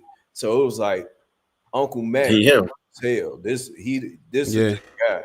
So I got a so question. Viz, it's real shit because for real, it don't even matter if they will cling to whatever success that you have, right? If you notice, like the kids in the hood, they're gonna cling to banging if that's what they witness, even if they're not getting serious bread like that, but they see this is their example. This is what the OG's doing. This is what your elders doing. Whatever it is that they witness, they're gonna cling to. So it doesn't even have to even be anything positive at all. As long as you were an older person and you standing on your shit, a lot of times a person who's younger than you may not even know what's up. All they do is they see the example. They will find something to cling on to that you were doing that they can't do as an adolescent or younger, and they'll want to be that. You're real dope. Just because of man shit. Yeah. I agree, Trev. Real dope. Can you give a full encompassing idea of what masculinity is to you? Of what masculinity is to me, or what being a man is. If you see a distinction, both. Because masculinity doesn't necessarily need integrity there, but I think being a man, you need integrity. So it depends on I don't think integrity is necessarily a trait of masculinity. I don't know if y'all disagree with me or not, but that's different from being a man. No, I'm saying a full a general overview, and you would say this is masculine, right? Put some characteristics behind it outside of just that one thing. I'll try to do that. I think masculinity is stoic. I think I'm gonna say a masculine man. I think a masculine man is stoic. I think a masculine man feels emotion, but he's not emotional. He's able to express his emotions without not to his detriment. I think he's a leader. I think he leads with with grace when he needs to, and I think he also, may lead in other ways when he needs to. I think he's a provider. I think he is a teacher. I think it's his job to teach his children, teach his wife, teach his everybody in his life. I think it's his job to use his wisdom to pour into them. I think he's a protector. I think teaching is to protect. I think it's the most efficient form of protecting is to teach. You teach your kids, come back in when the lights come on, when the street lights come on, not like I got to go out there and get you when the street lights come on. It's not reactive, it's proactive. I'm just trying to kind of convey to you what I think a masculine man is. Yeah, I think those is excellent traits. My second question would be, I know this is jumping back further in the conversation, but how does that coincide with being removed if you leave the child? No, I don't think it's ideal to leave a child. I think that's the very worst situation is for you to leave that child. But my thing is, I think that can you be masculine and leave a woman in a child? I think it depends. I think you still can, depending on the situation, and that's if you have exhausted every single resource to be able to be a masculine figure in that kid's life, and it's just not possible, or the closest thing to not possible. I think that when it comes down to the situation of lose your masculinity or leave the situation for the time being, I think that it just makes more sense to leave that situation. I know for me, I'm not losing. The masculinity part that can't go away. This is where I'm confused, because the stuff you said I agree with in regards to masculinity. I don't think her having full sale of the child removes any ability to be those things. I think that might be where Hank was confused at too. I think if framing it as lose your masculinity, when all those attributable traits couldn't be taken. Yeah, you know what I'm saying? If your son sees that you don't have control, if he's seeing that she has control, that to a degree is doing him a disservice. Well, at least for me, in my opinion, I don't believe in that matriarchy thing. I think that the man is the leader, the man is the head. So if she's the leader, she's like, oh no, your dad, like, no, we doing this. I don't think that's the right way to operate. I think that's a level of losing your masculinity, at least in front of your child. Like, because now in his mind, oh, mothers lead, mothers go to work, mothers do this, mothers do all of these things. My dad is just here on and off, like, type of thing. Oh, I go to see my dad on the weekends. I don't believe in that. I believe you should be with your kids every day. Like, yeah, but I think you're taking out of consideration the fact of what most men experience when they have to go to family court. Even if you do fight to get full custody, which is going to cost you an arm and a leg, and it's damn near going to be a hell of a fight to even do that. The extent of it that goes into it, like there's only so much that you can do to win in a situation like that. So your situation is an ideal situation that most men would want to be in, but realistically, especially if you're not in the same house and y'all have the court involved, that's damn near going to be the world that kid is going to be in. Yeah. So that doesn't make the dad less masculine, in my opinion. Is him dealing with the cards that he dealt. Yeah, I can't imagine not having not being the leader of my kid. And like, I got 3 different baby mamas. Like, so it's all 3 of the women. They all respect me. I lead, my kids when it come to, the decision making for the most part when it come to all of them. So like, I don't understand where other men go wrong, whether it's in picking the women or whether it's in managing the women after they pick them and after they break up. I don't know where they go. I don't know if they still fucking them. I don't know if they was cheating on them and and they like I don't know why things go wrong, but I don't know. To answer that, Yeah, bro, but it's just you talking your about perceived value, lack brother. of masculinity. Look, you quitting. You showing your son it's okay to quit, to give up, to throw in a white towel. How is that masculine? And that's what you showing your son when you leaving him, you walking away from him. What you saying? Hey man, I catch you when you 18. Look, let me say this. We all seen what happened in Philadelphia. We all seen what happened in Indiana, Indianapolis. We seen what happened. You know what those type of boys are? Those ones that the daddy left them to dry. And now they was raised by the goddamn mama. And they handle it like overly emotional young boys.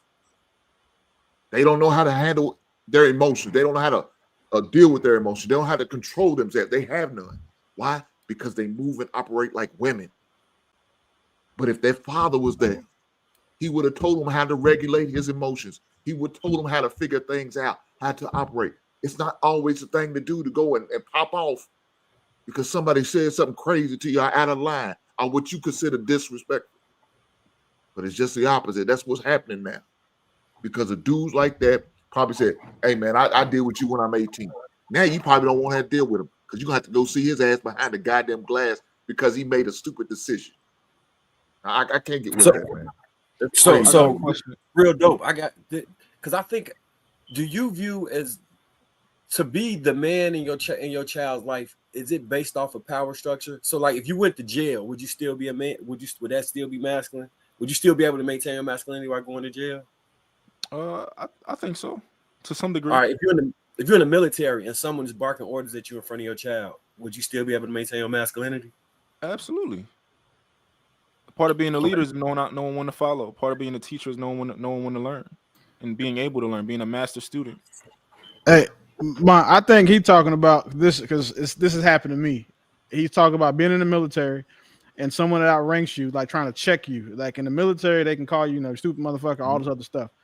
Do you think that you'd be able to maintain your masculine frame in front of your child when that happens? Because I'll tell you now, I've maintained my masculine frame, but I lost rank for doing it. So it's a slippery slope. But I see what he's asking you though. Yeah, I went to military school. I was my platoon leader. I led my platoon, and we had 3 platoons. I was one of the leaders. Motherfuckers yelling in our face all day. That's nothing. Like I know, like I can deal with that. I learned how to deal with that. Like yelling, that don't do nothing for me. But I'm talking about doing it in front of your child. You see why I'm confused? That goes back to my point earlier, though, of knowing when to pick and choose your battles. Mm-hmm. So just like Willie just pointed out, in that case of him maintaining his masculinity, he lost rank from it. Yeah, so what was more important to me was making sure my son knew his father, like because the guy was out of pocket. He was upset about something, and again, I was young and I was from the, I'm like, hey, look, you've been in the military 15 years. I've been in 15 months. Like, so I'm closer to what I used to be than what you claim that you are. And, if you just, like, I told him to stop yelling at me, he didn't. And then he put his hand, you raise your hand above your waist. I thought he swung. So we just, whatever. But to me, it was more important that my son saw his father defend himself. Fuck whatever else happened after that. So that was the number one thing to me. So me staying in my masculine as a father, so you wasn't about to lose your masculinity right there. Would you in this ripe age that you're at now, would you still have made that choice? If I was 40, if I'm 41 in the military right now, of course. Like that age didn't change the fact that you're not gonna disrespect me. Like I'm willing to die behind disrespect. That's not something that I tolerate. I was raised that way. And then also, again, I'm my son's superhero. Not trying to be funny, but don't nobody see Superman getting punked. You know what I'm saying? Not fighting. I'm not going for that. And just because it was in the military, like people in the military feel like that uniform protects them because typically, you know what I'm saying, they hide behind it and they don't realize there's still a man in there. Before I joined, I understood there was a man in there. We did see Superman get punked though, and when he was Clark Kent. When did you see Superman get punked? We're not talking about Clark Kent. But Clark Kent is a whole nother character. Yeah, that's not Superman. Clark Kent ain't never get credit for Superman. I can stand with Will on that one because I understand that example. it almost goes back to my point that I was making earlier of having your woman undermine you in front of your child. Like that is, I dig it. I dig why he did that. So he chose family over career, right? Which is what we tell women to do all the fucking time. And they weird for not doing it. So in that logic, then it makes sense for Will to do what he did. He chose family over his career. That's what we tell women to do, right? So how we can't really say he's wrong in that particular instance, because I dig it, because I wouldn't say that I chose he's family, beyond the though. military. He's beyond the military. He's beyond the military right I now. wouldn't He's say doing that I chose- completely other shit. I didn't choose family. I chose to stand for what I've taught my son, which is to not let people disrespect you. There's nothing wrong with you being chastised when you do something wrong. I'm saying that obviously I would never have, if I had fucked up, I would have, just took my look in front of him and had the conversation. But that's not what the case was. So it wasn't an emotional decision. It was the fact that I told my son, you don't never let nobody play with you. You don't never let anyone disrespect you, and you don't take shit from people. That's not how the world works. And if you that type of guy, the people will run over you. I've taught my children to stand up for themselves. So with that being one of the key tenets as me of a father, standing up for yourself as a man, I had no choice but to demonstrate that for my son. If we were so, Will, I didn't say it was emotional per se. I'm talking about Biz. I'm talking about the business point. Because I was saying you chose family. Because I think if that was somebody else's kid, you probably wouldn't have gave a fuck and probably would have never put yourself in that position for another. That's why I said you chose family. Well, somebody made a good point in the comments that I understand what you're saying. I get it. I agree. Yet at the same time, someone did mention that you're essentially teaching him at the same time to not respect authority. That's not what I taught him. I taught him not to respect a tyrant. See, this is the difference between. This is what I saw that comment, but it's civilians. This is what I appreciate about you guys, but I don't understand. It's not about respect, because your authority is not tied to you being able to talk to me crazy or call me out of my name. That's not your part of your authority. That's fair, but it's the military though. No, it's not. That's the thing. Again, that's a civilian point to make. That's not how the military works either. You're not authorized to do that. People just do it because in the military, what you are taught is not to tell and not to become a problem. So people get away with shit like that. But what I will tell you is that for the rest of my military career, that never happened to me again, because I set a precedent at that point. They understood that I wasn't going for it.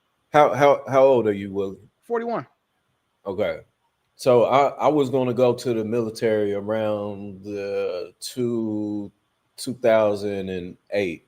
Mm-hmm. And I know around that time they had just began to implement like these cards or some shit. So if they got stress cards now. We didn't have those. Yeah. So if a drill sergeant is in your face and they cussing you out, hey, this is too much, I'm gonna pull out a card. And so no fucking way. That's whole shit, bro. No, that's fact. He's not lying. If you tell them to do too many push-ups, they can pull the card out, say, I'm stressed out, I need a mental break. Like they can do that. That is whole shit, bro. I'm sorry. Which is crazy as hell. Right? It probably a part of why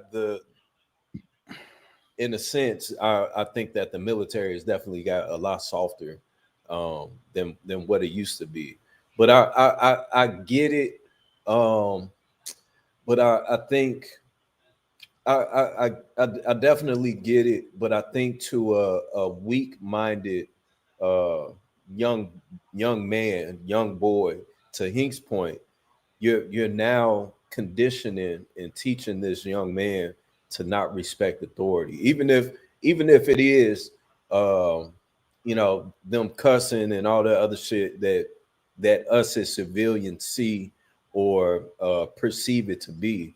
I think that is still they do that in the military to break you, so that you understand that regardless of what it is that you feel, you still got to follow orders. That they do that to you in boot camp. Viz, that's not how the actual military works. Viz, you only get talked to like that on a regular basis when you're in boot camp, because when you become a senior enlisted officer, there are certain things you're taught in leadership school, and it's not to talk to people that way. You're not to berate people in public. You're not to chastise someone in public unless it's to the detriment of the entire squad, or in my case, I'm saying for my division. That's not what happened. So civilians have this idea of how it works because they've seen movies, they've seen, Full Metal Jacket, and he's like, lean forward and choke yourself. That shit happens in boot camp. When you get out to the fleet, that's not how it goes because people like me. So when I became a senior enlisted officer, right, or senior enlisted leader, for me, I understood like I wasn't talking to these kids crazy. Like I didn't have to. I could make them do things. I could make them work longer. I could make them go to work, come to work earlier. I can make them stay on the ship. I use that type of authority. You're not supposed to just go berate and go on tirades, demean, belittle, and insult people. That's not leadership, and that's not what the military teaches as leadership. Well, yeah, and the reason why that's so important is because when people say what you're saying, it gives out this false expectation of, you know what, there's some people who do go to the military and take that type of shit, right? I just wasn't one of them. But then what happens is when people saw that I wasn't going, like you couldn't talk to me any kind of way, but they also knew that if I was wrong, I'm gonna take my licks. Nobody ever tried me because they knew what time it was. You have to set that precedent. Me seeing my junior sailors do it. I had sailors that came in there that I knew needed it. Like I had to be kind of rough with them because they didn't have that. But then I had other ones that's like, they 6 months from out of trap house, selling dope, and kicking indoors. I know I don't have to talk to them like that because I also know at the end of the day, we still men. Like we're still men. And well, yeah, of course. I think you just made a really good point is that some men need that though. Some men, you have to talk to them in that manner in order to get your point across to them, right? Yeah, but I wasn't one of them. Right. So, that's fair. But me personally, I learned that from bouncing.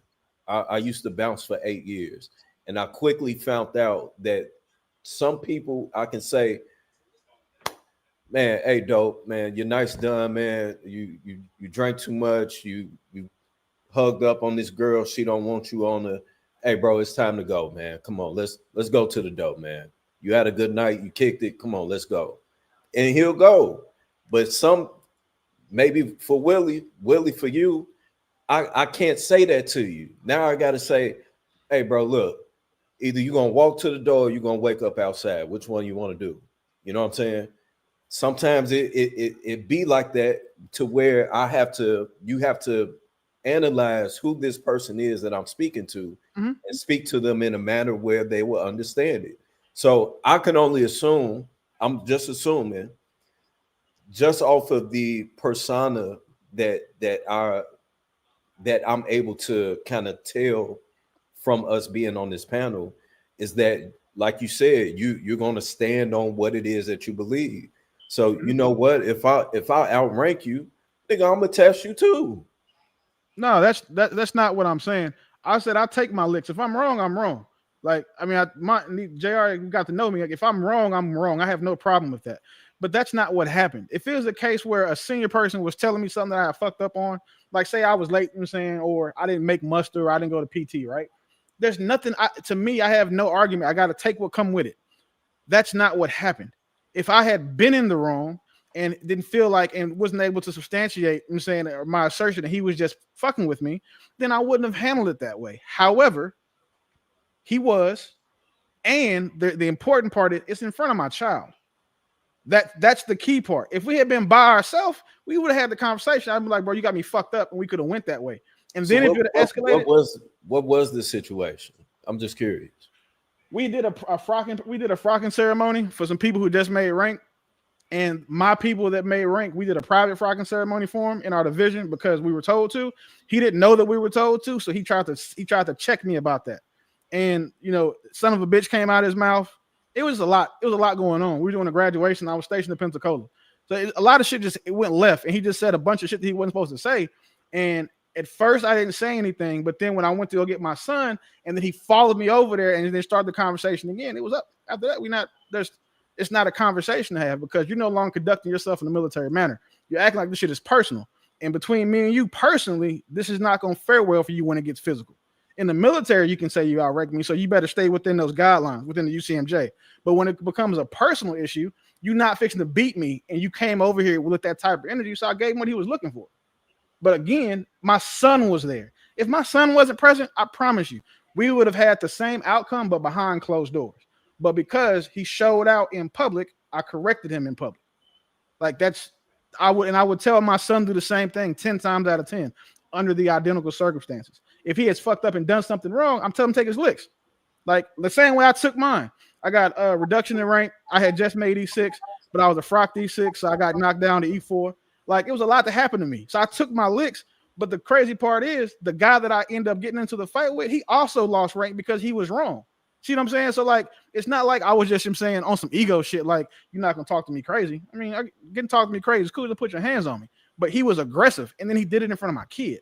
So again, aggression in front of my child. I promise you, I am going to dramatically overreact every time because my son needs to understand that like you don't let nobody play with you.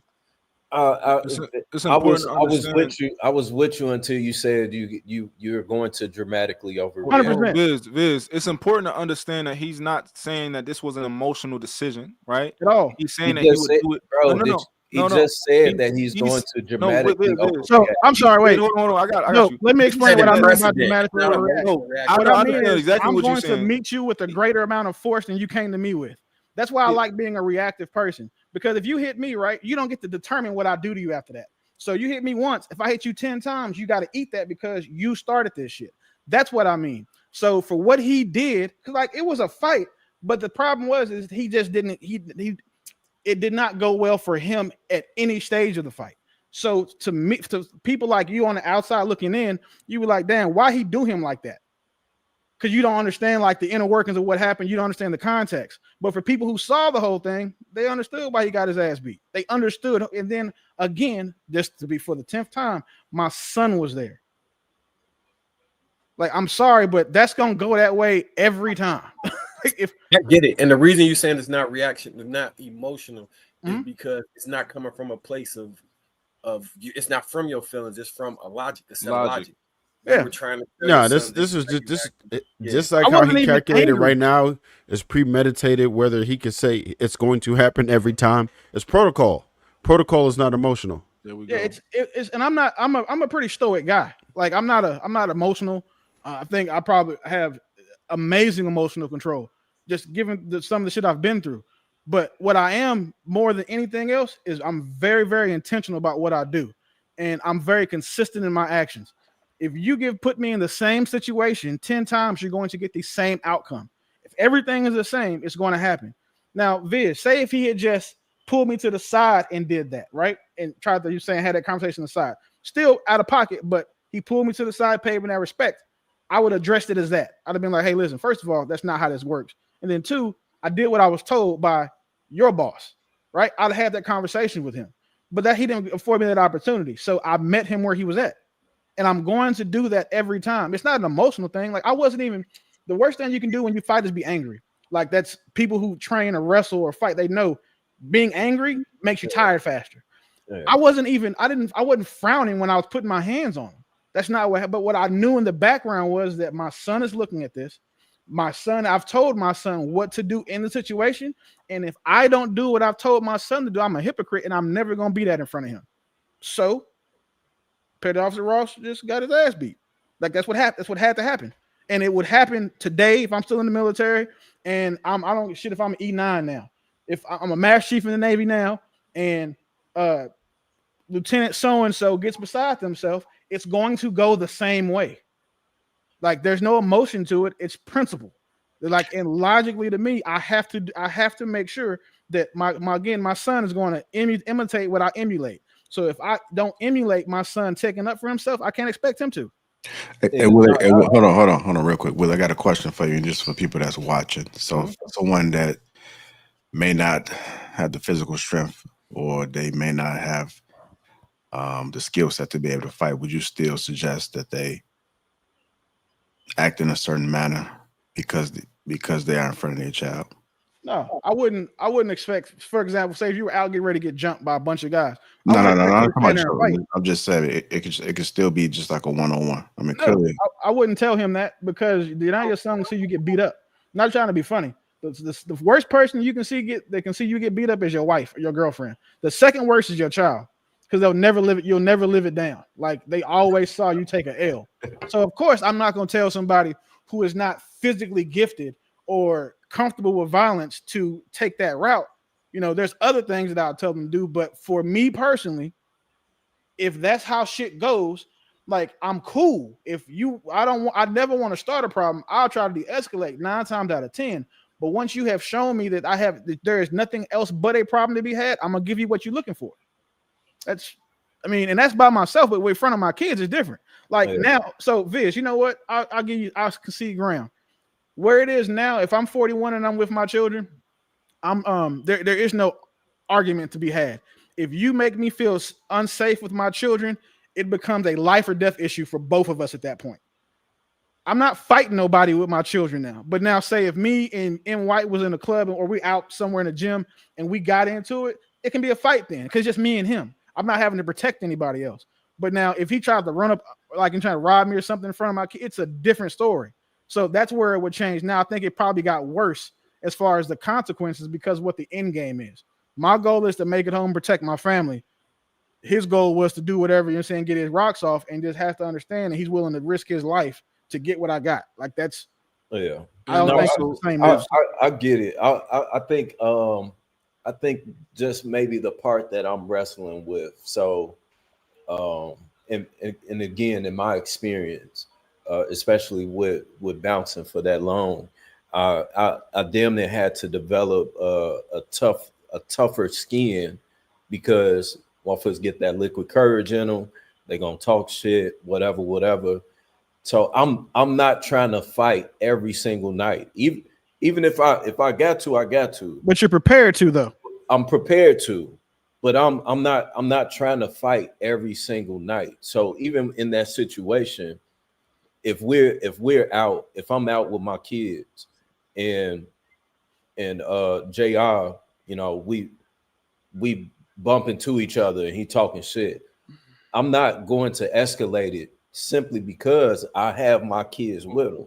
I'm gonna walk away from it. You know what I'm saying? Hey, let's go. I'm gonna keep my eyes on them, whatever the case may be. But I don't want to show my kids that in situations like this where you can just walk away to escalate it to something that'll be greater. Viz, that's the misconception of of how you're hearing his story. Like, I don't think you're perceiving his story properly. He's not saying that you need to crash out whenever somebody disrespects you or say some words to you. At all. He's saying that he was put into a position where somebody became aggressive, probably almost. Well, no, I was referencing the other example that he used. Okay, I get him. I get you on. I understand that part. Even then, I was still kind of questioning it, to where it's like, I get it. He initiated it. He was overly aggressive. If he was doing like this or something like that, then for me, that's grounds. All right, we throwing hands because you doing this, and this is too close to a punch for me. So if that's what he was doing, then hey, by all means. But if it's just words and it kick off, then to me it's like, okay, for me that's a situation that you could have walked away from. Yeah, I'm pretty sure we all on the same page when it comes to that. Like probably everybody on this panel is all on the same page. Words are just words. Like, and honestly, if you look at the most dangerous people in the world, they're the people who have the humility to be like, I would rather run before I fight. Right? Yeah. The most dangerous people in the world will have that humility. And if they can go home and they can tell their son, like, listen, there's no good that would have came from that. Yeah, I could have killed him. Yeah, I could have did this, or I could have went to jail. But it's nothing good that would have came from that. Yeah. Right? So we can all teach our kids that same thing. But I think what Willie is saying is that he was put into a position where, within his logic, what he did was the correct correspondence with whatever happened.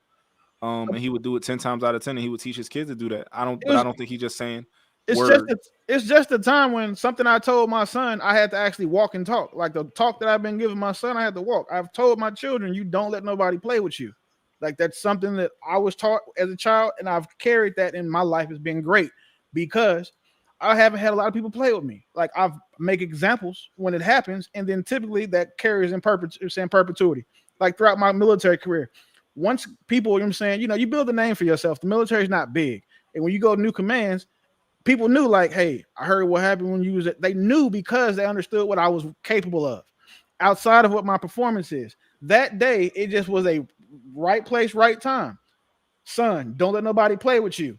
Somebody plays with me in front of my son. What am I supposed to do? because like I don't give a fuck about that rank or the money. My son, my military career was going to be temporary at best.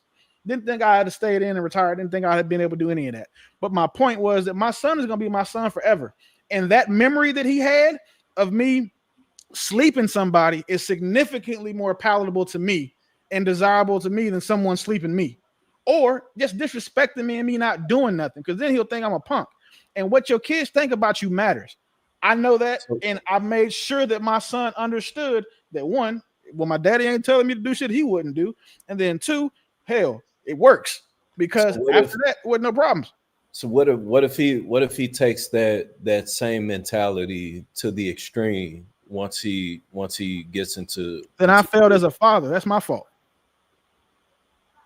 Yeah, that's easy. That's my job to make sure that he doesn't. Yeah. Also, I don't. We got to understand, like, to some degree, we have to be risk takers. To some degree, like, I mean, we don't have to be. Some people can stay conservative their entire lives, but Willie made a decision that day, and he lost rank or whatever he did. But look at him today. Look at the sum of his decisions today. What did he do wrong? Nothing. He did everything right. So that has to count for something. No, I give him his credit by all means, right?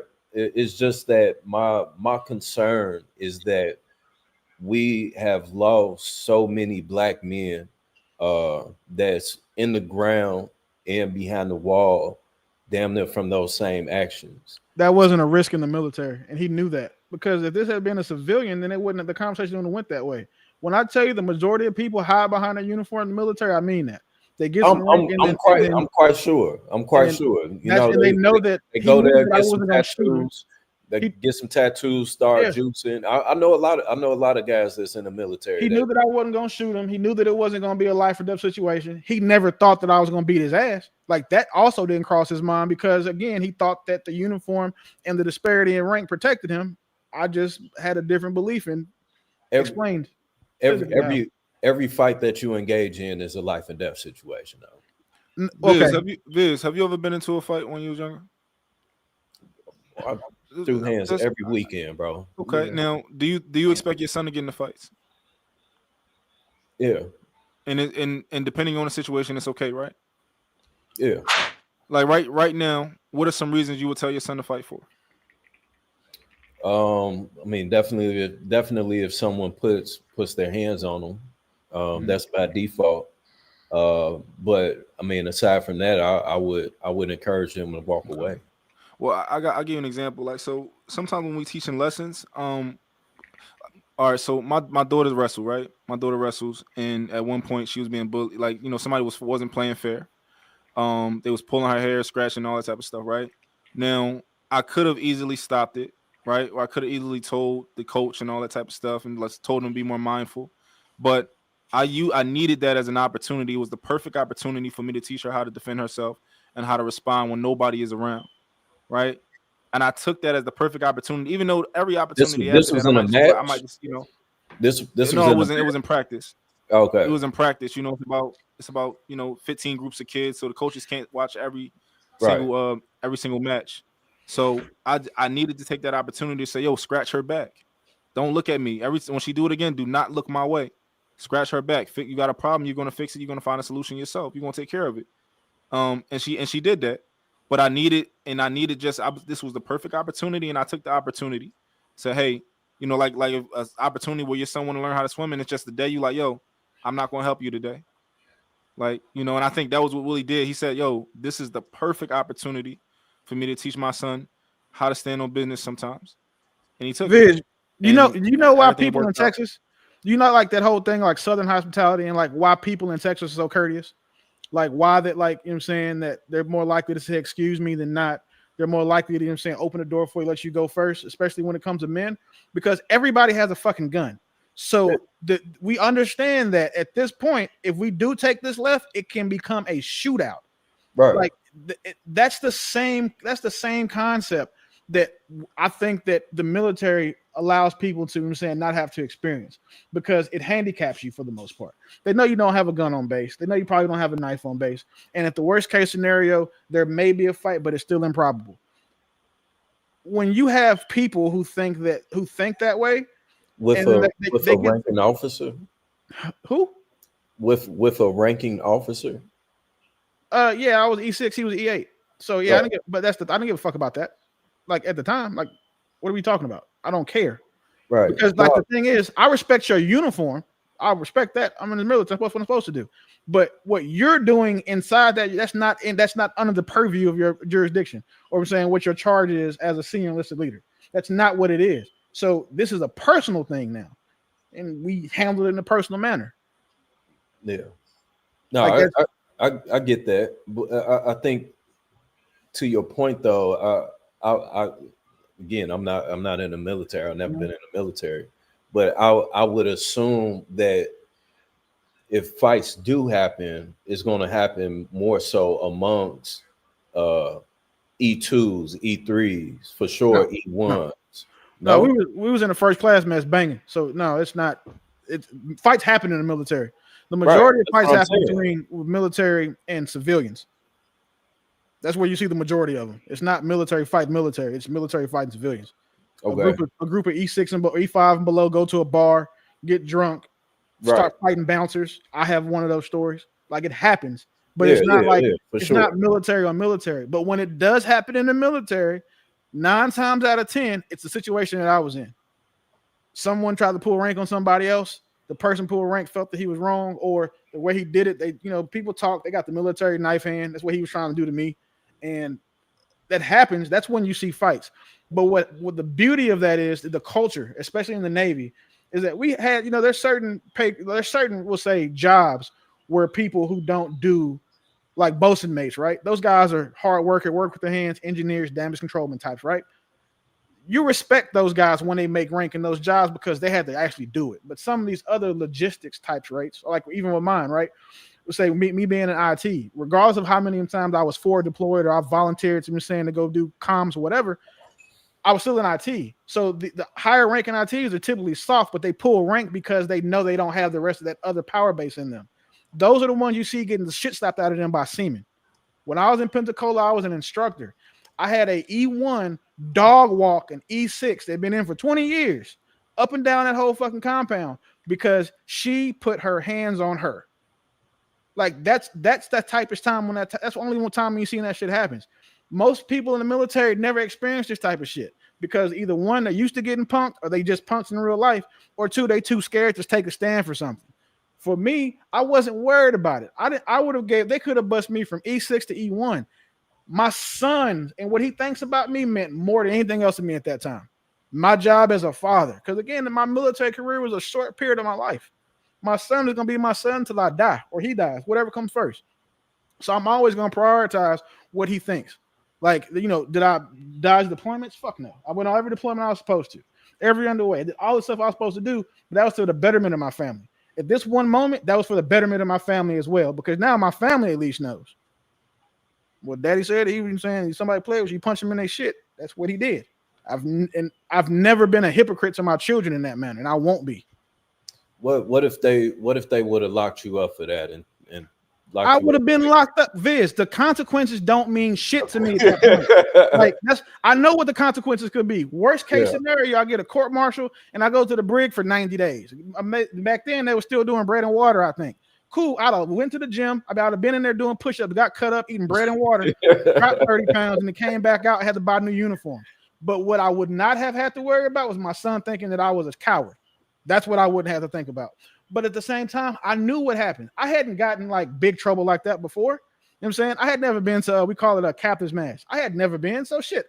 I know. And then too, I was a #1 instructor in my compound. So I wasn't worried about this. And I knew that I had that to pull from. So I didn't really get in a lot of trouble. I could have got reduction in rank, 90 days restriction, lost my security clearance and a bunch of shit. But I wasn't worried about none of that because my son knew his daddy wasn't no hoe. That was the #1 thing for me. Like, I think that my kids have viewed me a different way because of shit like that. Them seeing outside of the providing and being present shit, because they understand that like the stuff that I tell them is not because I think it sounds good. It's because I actually mean the shit. Like they see it now with me and my dad. They see him saying, okay, well, my dad raised him. I do the same. They get it now, especially when they're getting older. My son was like, shit. I think he was like 7 when that happened, 7 or 8. You know, he's 18 now. So shit, he was younger. He was 5 because I was in 2008. Yeah, so he was 5 when that happened. I'm never gonna let my son see me, you saying, out of character. I'm saying without good cause, and the cause was great and noble because I had to show him something I told him. I don't feel bad for it. There's no consequence you can think of that would make me, if I was able to go back and change my mind or change what I did. No, like I probably would have hit him with my right hand first instead of my left, because then it wouldn't have been as long of a fight. But like I wouldn't have changed what happened. I was saying how I did it, maybe. But no, fuck that, bro. Going to the brig, I always would have been in the brig, bro, and then been a civilian earlier. Like, I mean, it ain't like the money, the success I have now is only tied to like my cybersecurity career. So, bro, yeah, fuck that. Like, it's gonna happen every time. Like, I'm not, and I'm by far the furthest from the toughest person in the world, but I'm always gonna react the same way in these identical situations. Like to do the same thing and expect different results from me is the legit definition of insanity. Let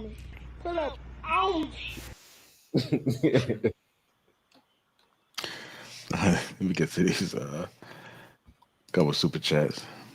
Naomi with the 499. Also, remember, women are accountable to duty to the same way men have forced accountability to the family, even after divorce.